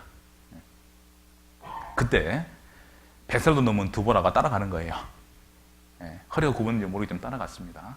같이 간 것 같지 않아요. 나중에 이 리브가라는 어머니가 걱정이 됐을 것 같아요. 그래서 뭐라 그러냐면, 드보라, 당신이 가서 좀 내 아이를 좀 돌봐줬으면 좋겠어. 그래서 나중에 아마 그 야곱을 따라서 고향으로 돌아가게 된 것 같아요. 자, 그곳에 가서 아시죠? 처음에는 야곱에게는 아무도 없었습니다. 가족이 있습니까? 아내도 없고 가족도 없고, 심지어는요, 자기 양 한 마리도 없었어요. 나이 80이 다 돼가지고 머리 허연 노인이 지팡이 하나 짊어지고 의지해서 광야에요, 마른 나무 옆에 앉아 있는 거예요. 그 모습 생각해 보세요. 누가 보면 어때요? 인생 참 처량하다. 저 연세 드셔가지고 아내도 없지, 자식도 없지, 집도 없지, 심지어는 자기 땅 한 뼘도 없어. 자기 땅 한 뼘도 없고, 자기 양 한 마리도, 짐승 한 마리도 없는 사람, 자기 거라고는 아무것도 없는 사람, 그 사람 보면 어때요? 참 측은하겠잖아요. 도대체 어떻게 살았길래? 자, 그런데 그 사람을 바라보면서 여전히 한 사람이 소망을 가지고 있었습니다. 그 사람이 누구냐면 바로 드보라였던 거예요. 드보라는 야곱을 향해서 이렇게 조언을, 어깨를 두닥 해줄 수도 있어요. 야곱, 걱정 마라. 하나님이 너한테 약속하셨다며. 나는 너희 아버지, 너희 할아버지한테 이야기 들었다. 분명히 장자의 축복, 장자의 상속자는 넌데, 분명히 하나님이 민족을 너를 통해서 이루어줄 거야. 나는 믿어. 네가 비록 지금 이렇게 아무것도 없는 정말 이 모습 속에 사람들은 너를 보면서 측은하게 생각하고, 사람들은 너를 보면서 정말 안 됐다라고 혀를 찰지 모르겠지만, 나는 그렇지 않아. 너는 분명히 한 나라의 조상이 될 거야. 하나님이 그렇게 약속하셨으면 너를 통해서 이루실 거야. 자, 그 야곱을 향해서 드보라는 계속해서 뭘 주겠습니까? 바로 소망을 불어 넣어 주셨을 겁니다. 7년이 지났어요. 7년이 지나서 아내를 얻기 시작합니다. 그 후로 10여 년 기간 동안 자녀를 낳기 시작하는데 11명을 낳아버렸어요, 아들을. 그리고 딸 하나까지 12를 낳아버렸습니다. 아마 드보라는 그렇게 말했을 거예요. 봐라, 야곱아. 하나님 이루시지 않니? 더디기지만 이루어주잖아. 이루어주잖아. 소망이 더도 이루어지면 사람 심령이 상하긴 합니다. 하지만 구원받은 그리스도인의 마음속에 한 가지 우리가 의지하는 것이 있다면 하나님이 약속하시고 반드시 이루시는 분이시죠. 그건 믿어요. 설령 내가 살아있는 동안에 그것이 이루어지지 않을 수도 있어요. 하지만 어때요? 하나님 이루십니다. 드보라는 어디까지 봤냐면요, 11들, 딸 하나, 12 자손 낳은까지 봤어요. 12자손이 뭐 큰 민족이나 뭐 하늘의 별처럼 바다의 모래처럼 셀 수 없는 정도는 아니잖아요. 자, 그런데 그 시작이라는 것을 알았어요. 야, 하나님 드디어 일하기 시작하셨구나. 야곱을 통해서 드디어 그 큰 민족을 이루기 위한 시작을 하셨구나. 이걸 아는 거죠. 우리도 소망이 있어야 됩니다. 소망이. 우리 전도하다 보면은 어때요? 참 전도가 어렵죠. 전도가 어렵습니다. 전도 어려운데 가끔 이제 이런 분을 가끔 만난 적이 있어요. 어떤 분이냐면 전도 좀 하셔야죠. 그랬더니 아이고 할 만큼 했어요. 할 만큼 했어. 안 들어? 안 와? 아, 동네 그 있잖아요. 가까운 분. 아, 내가 몇 번 이야기했겠어. 안 와, 안 와, 안 와. 안 와. 그래야지 전도 못 하겠다고 하신 분이 계셔요. 전도 안 한다는 분도 계십니다. 아이고, 이제 안 해. 내가 할 만큼 해봤는데 안 돼. 안 할 거야, 이제. 그렇게 말씀하시는 분 계시는데. 이제 같이 교제를 쭉 하다 보면은요, 반응이 없는 것이 아니었어요. 반응이 없는 것이 아닙니다. 그전에는요, 들으려고도 안 했어, 들으려고도. 확 털어버리고. 그런데, 이제는 어때요? 대꾸라도 해. 아니라니까. 가지 않고 막 싸워. 싸우고 있는 것은 뭐예요? 발전한 겁니까? 안 한 겁니까? 발전한 거예요. 발전한 거. 옛날에는 무슨 전도 이야기만 하면은요, 막 화내고 가버렸어요. 자, 그런데 이제 지금 어쩜 부딪혀 싸워. 잘 아시죠? 싸우면 누가 이겨요? 누가 이겨요?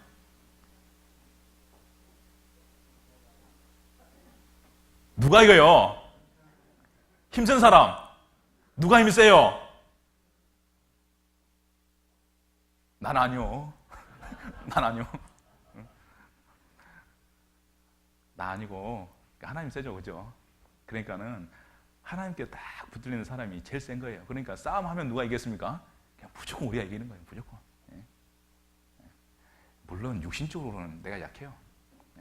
돈 가지고 해도 내가 집니다. 지식 가지고 해도 내가 져요. 그런 데는 어때요? 복음 가지고 하면은 이긴다니까요, 이겨. 성경 가지고 하면 이기잖아요, 그죠? 우리는 소망이 있어야 됩니다. 신앙생활을 잘하기 위해서는요, 소망이 있어야 돼요. 특별히 전도하기 위해서 소망이 없으면 안 돼요. 전도하기 위해서. 저도 그 전에 나주 갈 때요, 제가 이제 광주에서 신앙생활 하다가 나주 오라 그래서 정말 좋지 못한 마음을 갖습니다, 사실은. 아, 내가 신앙생활에서 광주에서 잘하고 있는데, 내 친구들도 많고, 봉사하는 것도 많고, 일도 많고, 잘하고 있는데 왜 나를 부르냐고, 꼭 나냐고, 이런 생각을 했어요. 그런데 정말 그때 우리 부모님들 생각나고, 그리고 또 하나는 뭐냐면, 그래, 내가 나 혼자 잘 먹고 잘 살면 하나님 기뻐하시겠냐. 내가 가서 3년만 내가 하고 와야지. 3년만. 교회에 좀 이렇게 틀 잡히고 형제 자매들 좀 전도되고 내가 빠져나올 정도 되면 내가 와야 되겠다 하고 진짜 갔습니다. 3년 만에 왔을까요? 못 왔을까요? 13년 만에 왔습니다. 13년 만에 거기서 결혼하고 애 낳고 그러고 왔는데요. 그때 제가 가가지고 어떤 욕심이 생겼냐면, 처음에 진짜 좀 사실 별 재미가 굳이 있었다 없었다 말씀드리는 어렵지만, 아무튼 이제 마음 적어놓으니까 이제 즐거운 마음이 들긴 했어요. 그래서 이제 내가 이제 봉사 내 고향인데 이곳에 가서 내가 진짜 청춘을 내가 드리고 와야 되겠다. 지금도 물론 청춘입니다. 청춘인데 그때는 진짜 청춘. 예. 마음만 청춘 말고요. 진짜 청춘을. 예. 우리 어머님들도 여기 계신 아버님들도 지금도 청춘이시죠? 예. 물론 마음만 청춘이에요. 예. 네. 자, 어떤 생각을 했냐면요. 그때 전도를 열심히 하려고 노력을 했습니다. 그러면서 우리가 나중에 있으면서 한 가지 우리가 해야 될 것이 있다. 이게 뭡니까? 우리 청년 형제 자매들로 교제하면서 이런 말을 했어요. 우리가 시에 지금 교회가 있는데 우리가 시로 끝낼 게 아니야. 시로. 우리 면에다 하나씩 기호를 넣자. 그러니까 벌써 기분 좋아져요? 안 좋아져요? 이야기만 했는데 기분이 막 좋아지더라고요. 벌써 막 다 된 것 같아요, 막. 제 나중에는 9개 면이 있는데 9개 면에 교회가 하나씩 들어가면 얼마나 좋겠습니까? 물론 아직까지 한 곳도 못 들어갔습니다만은 그런 이제 꿈을 가지고 내가 교회는 못 넣더라도 내 성교회라도 넣어야 되겠다. 한번 정말 하나님 도와주십시오. 한번 열심히 한번 해보겠습니다. 그런 마음을 가졌거든요. 근데 그런 이제 소망이 있으니까요. 너무 즐거운 거예요, 막 교회에서 일하고 봉사하고 시간이 막 달려다녀도 너무 즐거운 거예요. 그러면서 알았어요. 소망이라는 것은 사람을 움직이게 하는 것이구나. 전도도 물론 마찬가지입니다. 우리가 전도하면서요. 소망을 가져야 돼요. 그 영혼에 대한 소망. 보셔요. 지금 생각해 보십시오. 이곳에 꽉 차가지고 보조의자 갖다 놓고 앉아서 말씀 듣는 광경을 생각을 해보세요. 그런 광경을 우리가 만들 수 있을까요? 못 만들까요? 만들 수 있어요? 못 만들어요? 다른 교회는 다 있는데 왜 우리는 못해요? 그죠? 다른 교회는 보조의자 갖다 놓고 막 창문 저 뒤에 문 열어놓고 계단까지 앉아서 말씀 듣는데 우리 왜 못하냐 이거예요. 그 교회는 뭐 특별해서 그렇게 할 수 있는 것이 아니죠. 꿈꿔야 돼요. 소망을 가져야 됩니다. 우리 교회도 그런 교회를 만들어 봐야 되겠다. 우리 교회도 그런 교회가 하나님 되게 해줄 거다. 부흥이란 것은 하나님이 분명히 약속하신 것이니까 정말 우리도 언젠가는 보조의자 사서 좀 깔아봤으면 이거 소망인 거예요. 우리. 그리고 저 뒷문 열어놓고 계단에 쫙 앉아가지고 밖에 스피커 하나 쫙 연결해가지고 들려드리고 여기 앞에 앉아가지고 이렇게 듣고 계시고 아침에 빨리 안 오면 어때요? 8시까지 못 오면 강당에 못 들어와요. 밖에 앉으셔야 돼.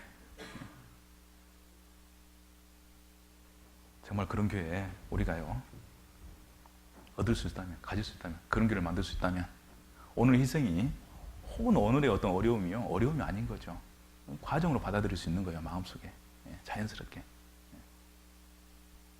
특별히 내일 이제 전도 집회가 내일부터 시작되는데 전도될 영혼들 다 준비하셨어요? 아직 못 하셨으면요 정말 꼭 하셔요. 성경 한 구절 보도록 하겠습니다. 우리 마가복음 9장 한번 보도록 하겠습니다. 마가복음 9장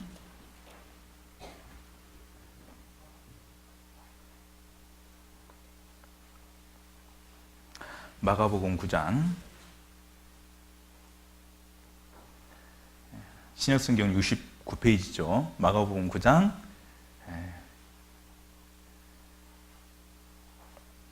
17절입니다. 17절 마가복음 9장 17절 무리 중에 하나가 대답하되 선생님 벙어리 귀신 들린 내 아들을 선생님께 데려왔나이다. 21절에 예수께서 그 아이에게 물으시되 언제부터 이렇게 되었느냐 하시니 가로되 어릴 때부터니이다. 귀신이 저를 죽이려고 불과 물에 자주 던졌나이다. 그러나 무엇을 하실 수 있거든 우리를 불쌍히 여기사 도와주옵소서. 예수께서 이르시되 할 수 있거든이 무슨 말이냐. 믿는 자에게는 능치 못할 일이 없느니라 하시니 곧 그 아이의 아비가 소리를 질러 가로되 내가 믿나이다. 나의 믿음 없는 것을 도와주소서. 그래서 하는 예수님이 그 아이를 보고 25절에 예수께서 무리에 달려 모이는 것을 보시고 그 더러운 귀신을 꾸짖어 가라사대 벙어리 되고 귀먹은 귀신아 내가 내게 명하노니 그 아이에게서 나오고 다시 들어가지 말라 하시매 귀신이 소리를 지르며 아이로 심히 경련을 일으키게 하고 나가니 그 아이가 죽음같이 되어 많은 사람이 말하기를 죽었다 이렇게 얘기하는 거예요. 근데 사람들이 아마 그 옆에 돌이 있었으면 예수님 돌로 치려고 하는 사람도 있을 수도 있습니다. 아마 이 아버지는 그 순간 어때요? 예수님을 바라보면서 아이를 살려주러 데려왔더니 죽여버린 거예요. 죽여버렸어요. 자, 그 아버지 마음속에 어떤 마음이 들겠습니까? 갑자기 분이 일어나는 거예요. 아니, 못 고쳐줄 것 같으면 놔두지 왜 애를 죽여버리냐는 거예요. 귀신 나갈 때 얼마나 고통스럽게 나갔냐면 막 거품을 흘리면서 막 몸을 뒤집으면서 눈을 막 뒤집으면서 나간 거예요. 애가 귀신 너무 힘들게 나가니까 힘이 쫙 빠져가지고 쓰러져가지고 퍽썩 쓰러져 버린 겁니다. 사람들이요, 야, 저 정도면 죽었다. 저렇게 몸부림치고는 살 수가 없어요. 왜? 그것이 사람의 경험이죠. 저 정도 고통받고 저 정도 딱 보니까 어때요? 저렇게 탁 쓰러지는 것은 죽은 거예요. 가만 보니까 숨도 안 쉬는 것 같아요. 분명히 죽은 것이 맞아요. 왜냐면 그것이 사람의 경험인 거예요. 사람들은 그때 눈빛이 그 아이를 향해 있던 눈빛에서 예수를 바라보는 시선으로 바뀌어가겠죠. 그때 그들 눈에는 원망이 찼을 겁니다. 왜 애를 죽였습니까? 누군가 물어보고 싶은 마음도 들었을 거예요. 왜 애를 죽였어요? 왜 죽입니까? 당신 왜 죽입니까? 그런데 예수님은 그 아이 그냥 손만 잡았어요. 손을 딱 잡고 일으켰더니 어때요? 이거 벌떡 일어나 버리는 거예요. 근데 사람들은 갑자기 그 원망의 눈빛에서 다시 어떻게 바뀌었겠습니까? 놀라움의 눈빛으로 바뀌었겠죠. 그때 사람들은 생각했을 겁니다. 역시 예수님. 역시 예수님. 자, 우리는요, 쉽게 포기할 때가 많아요. 그리고 쉽게 원망할 때가 있습니다. 하나님, 내가 그렇게 했는데 왜 전도 안 해주세요? 왜 구원 안 해주세요? 근데 이렇게 노력했는데 왜 하나님 저 사람 안 살려줍니까? 오히려 세상에서 더 멀어져가고 오히려 이당이라고 더 착하고 오히려 이제 나를 아는 척도 안 하려고 합니다. 하나님, 왜 이럽니까? 하나님 원망하지 마셔요.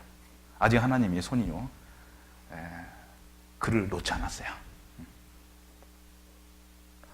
하나님 그 사람을 붙들고 있기 때문에 어때요? 하나님이 이렇게 세우면 일어나 버립니다. 자, 내 마음에서 포기한 사람에서 저 정도면 죽은 사람이야. 저 정도는 전도 안 될 사람. 저 사람은 저 정도면 저 정도 된 것은 저 사람은 아예 안 될 사람. 내 마음에서 그렇게 내려놔 버릴 수 있어요. 그래서 왜냐하면 그것이 내 경험이었고 내 상식이었으니까. 그게 내 어떤 고정관념이니까. 그런데 그 모든 것을 초월하는 분이 계십니다. 그분이 하나님이셔요. 그분 손길을 맡기십시오. 그리고 우리가 해야 될 것은 뭐냐면요, 데려오는 거예요. 또 한 번 가서 이야기하는 거예요. 욕 먹을 거요? 예, 괜찮아요. 그죠? 예, 돈 들어갈 거? 괜찮습니다. 일주일 동안 어떤 분은 이 정도 되면은요, 아, 이번엔 나라 말씀 잘 드려야겠다 생각하는 분이 계셔요. 예, 하나님 원하는 말씀이 아닙니다. 마음이 아니에요. 오늘 오후 남았습니다. 내일 오전 남았습니다. 뭐 해야 됩니까? 예, 가야 돼요. 가셔서요, 욕 먹으셔요. 그 욕 하나님 잊어버려요? 안 잊어버리고 반드시 그 욕의 원한을 하나님 갚아주실 겁니다. 하나님이 갚아주는 원한 속에 가장 잘 갚아주는 게 뭐예요? 구원받기 위해서 뉘우치게 하는 것. 그죠? 하나님 그 방법을요, 지금도 쓰고 계셔요. 자, 창세기 35장 다시 가보도록 하겠습니다. 창세기 35장입니다.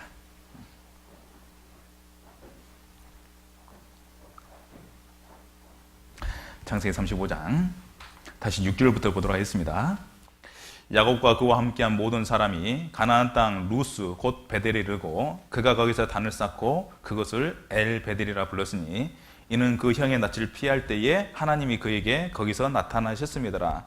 리브가 이웃모 두보라가 죽음에 그를 베델 아래 상수리 나무 밑에 장사하고 그 나무 이름을 알론바곳이라 불렀더라.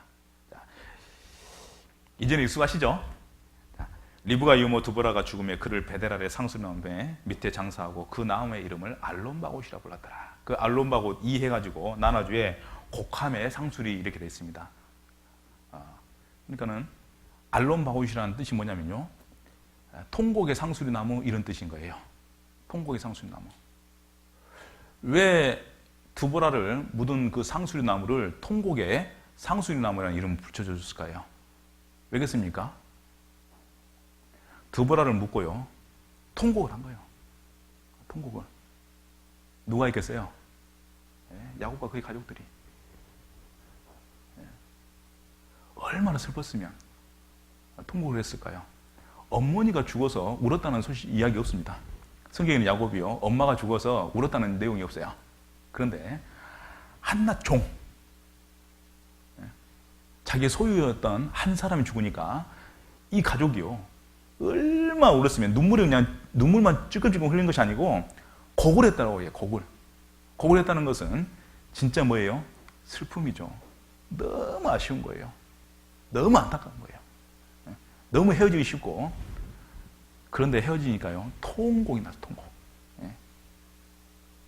그것도 가족이 아니라 누구냐면 종이었어요. 종. 내가 부릴 수 있는 종. 근데 그 종이 죽었는데 고굴했다고 이야기합니다. 자, 그러면 그 통곡을 했다는 그 한마디 속에서 이 드보라의 삶이 그냥 드러나잖아요. 그죠? 야곱이 괜히 울었겠어요? 야곱의 자식들이 그냥 괜히 울었겠어요? 정말 무엇인가요?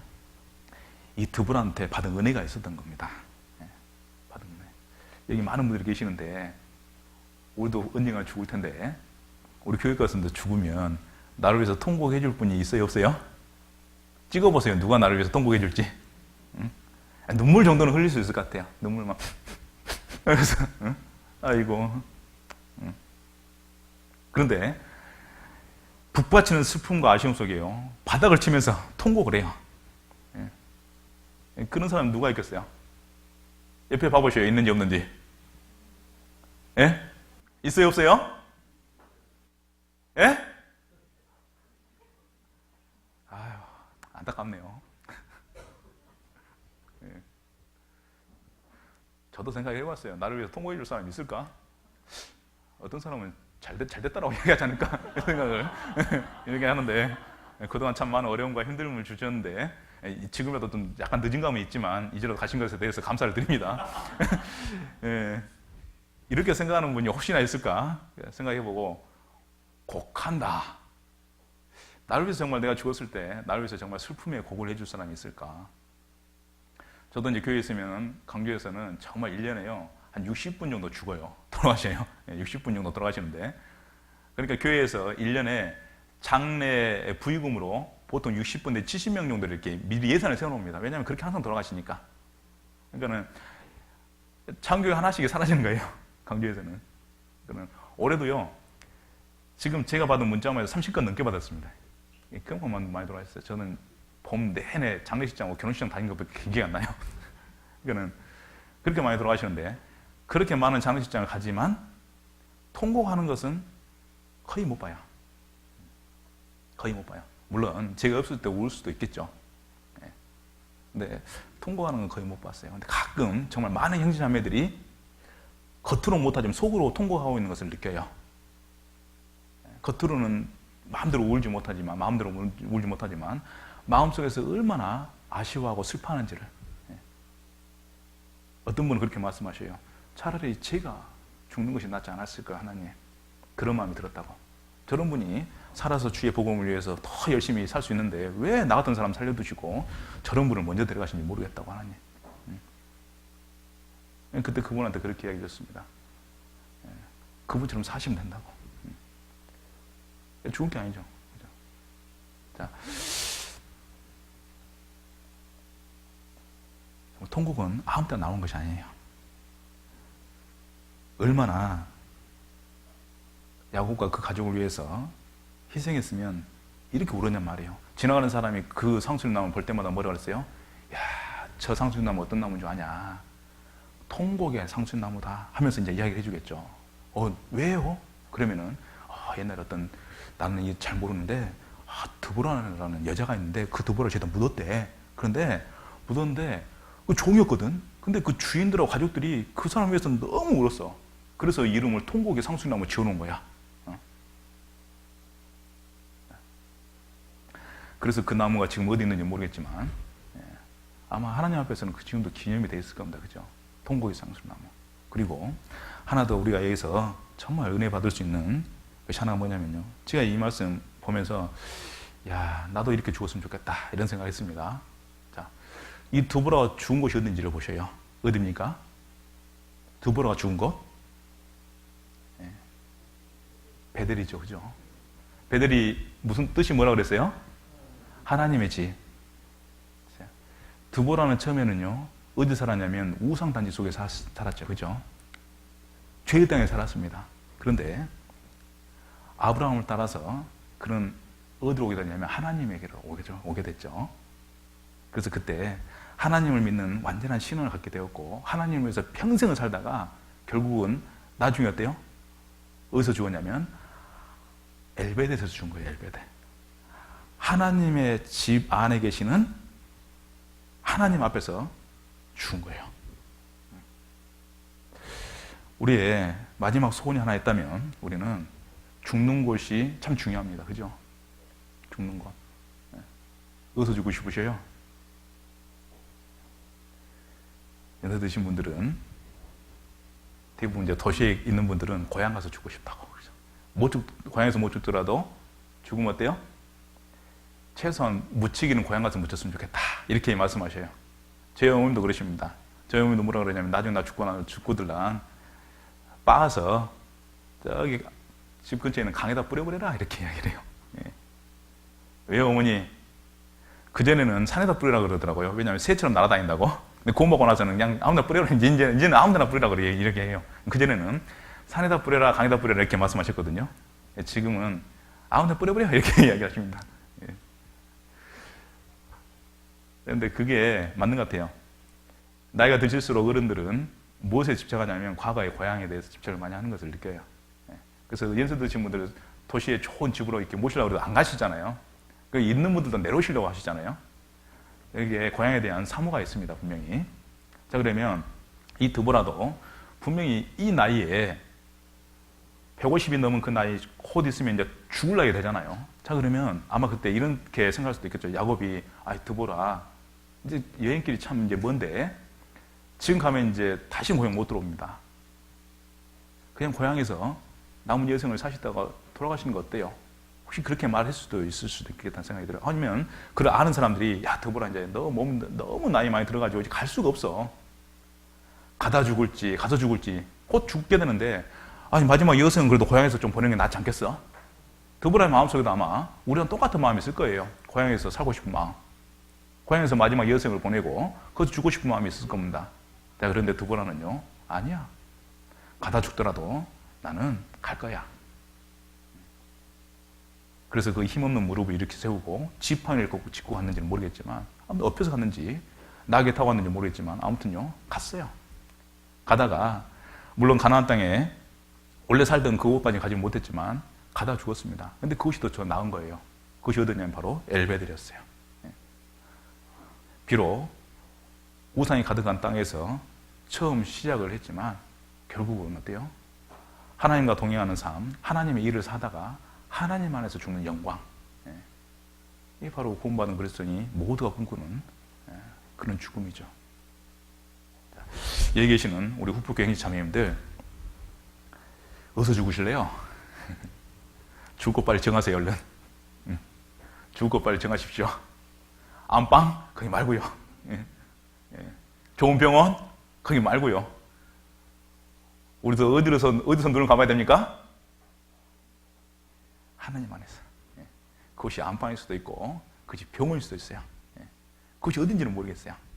하지만 우리가 신앙을 끝까지 하다가 죽는다면 그것이 바로 엘베델이죠. 그것에 하나님이 상수리 나무 하나를 세워놓을 겁니다. 그러면서 그 이름 하나 지어주겠죠. 드보라에는 알론바웃이라 지었지만 우리한테는 소망, 희생, 은혜, 감사, 무슨 이름을 지어줄지 모르겠지만 아무튼 하나님 하나 지어줄 겁니다.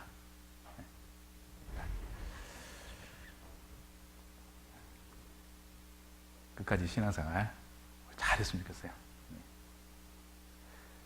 그래서 나중에 혹시 제가 몇 년 있다 이제 다시 호프에 한번 올지는 모르겠지만 그때는 정말 계단에 의자 놓고 앉으셔서 말씀드리셨으면 좋겠다는 생각이 듭니다. 그래서 모르죠. 이쪽 또 터가지고 또 할 수도 있고. 그래서 우리에게 정말 늘 소망, 새로운 소망을 주시고 그 소망을 이루게 하시는 하나님께 감사드립니다. 그리고 그 소망을 이루기 위해서는 반드시 하나님이 우리에게 뭘 원하냐면 희생을 원하셔요. 그리고 그 희생은 충성이 함께해야 됩니다. 그래서 우리가 비록 세상에서 태어나서 세상 가운데서 죄 가운데 살았지만 우리를 불러주신 하나님을 우리가 만났으니까 그 하나님을 의지하고 하나님과 동행하며 살다가 이제 어때요? 그 하나님을 죽는 것, 이것이 바로 우리의 인생의 과정이 되길 바랍니다. 기도하고 마치도록 하겠습니다. 사랑이 많으신 아버지 하나님 감사드립니다. 오늘 주님께서 귀한 시간 주셔서 또 우리 후포교회 형제자매들과 함께 드보라에 대해서 함께 상고해봤습니다. 비록 연약한 여인이었지만 한평생을 하나님께 드림으로 이스라엘 역사와 기독교 역사 가운데 큰 영향을 준 한 인물로 주님 우리에게 가르쳐 주셨습니다. 정말 보잘것없는 우리의 삶이지만 우리도 드보라처럼 드려지기를 간구드립니다. 그래서 하나님의 나라에 귀하게 사용되는 우리의 인생이 되길 원합니다. 드보라처럼 하나님과 동행하고 하나님의 일을 하다가 하나님 안에서 죽기를 원합니다. 주님 도와주셔서 우리의 삶이 드보라의 삶처럼 하나님 보시기에 아름다운 삶이 될 수 있도록 도와주시기를 부탁드립니다.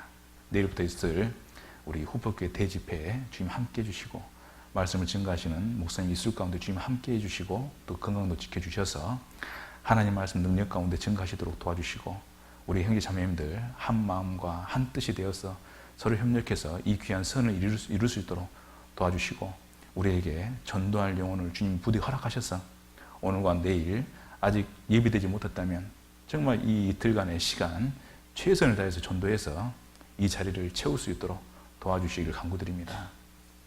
종의 마음을 가지고 사거리로 나가지 않도록 도와주시고 종의 마음을 가지고 정말 그 빈들로 나가지 않도록 도와주시고 아들의 마음을 가지고 나아갈 수 있도록 도와주시옵소서. 부디 주님께서 남은 시간도 함께 해주시기를 간구드립니다. 우리를 사랑하시는 예수님 이름으로 기도드렸습니다. 아멘.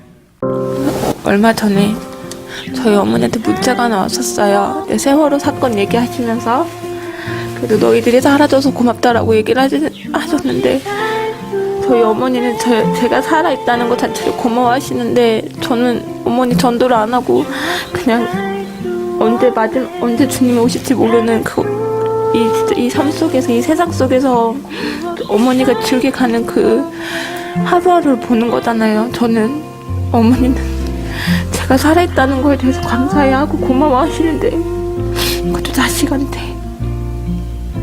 근데 저는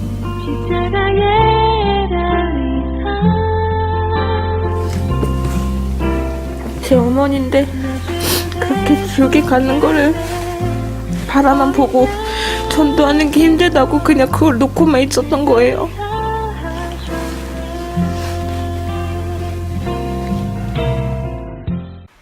그때 가서는 아이고, 그때 내가 전도하고 싶은 마음이 그렇게 일어날 때 그 내 안에 있는 성령이 하나님께서 나를 통해서 그 사람을 전도해서 그 사람 구원받게 하라고 나를 그렇게 역사했는데 내가 그만 입을 다물고 있어가지고 그 사람 지옥 보내. 그 누구 때문에 지옥 간 것 같이 돼요? 내가 지옥 보낸 거나 똑같이 느껴지고 괴로워합니다. 내가 지옥 보낸 거나 똑같아요. 내가 그때 전도했더라면 구원받고 천국 갔어야 되는데.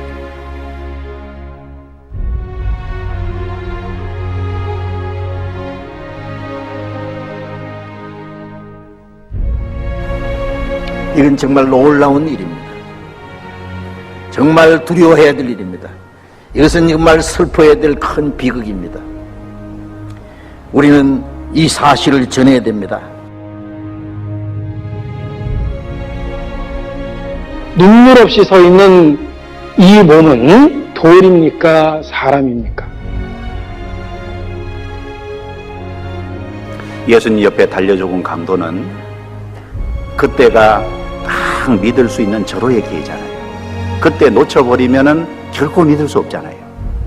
그런데 예수님 옆에 달려 죽은 그 강도는 바로 그 순간에 믿었잖아요. 당신의 나라에 임하실 때 나를 생각하소서. 예수님께서 약속했죠. 오늘 내가 나와 함께 나본에 있으리라. 그 사람은 절호의 기회를 잡은 거고 그 절호의 기회에 그는 예수 그리스도를 받아들이고 구원을 받았습니다.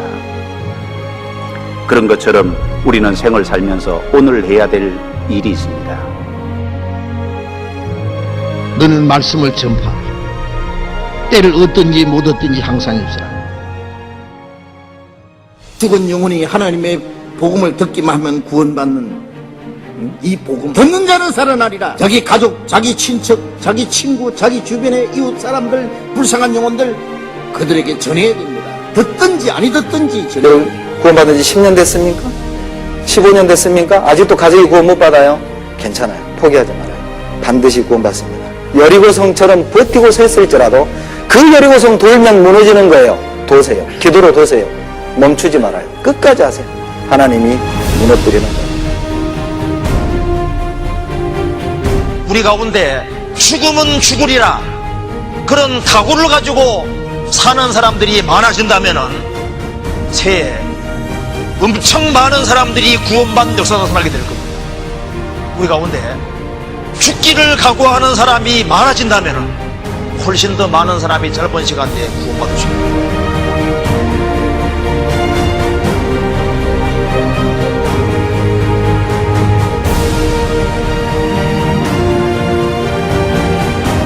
영혼이 구원을 받고 하나님의 자녀가 되고 하나님이 주는 참된 기쁨과 행복을 얻고 하나님의 나라에 들어갈 수 있는 영광스러운 축복을 주시는 이 하나님의 잔치에 오소서. 모든 것이 준비되었으니 오소서.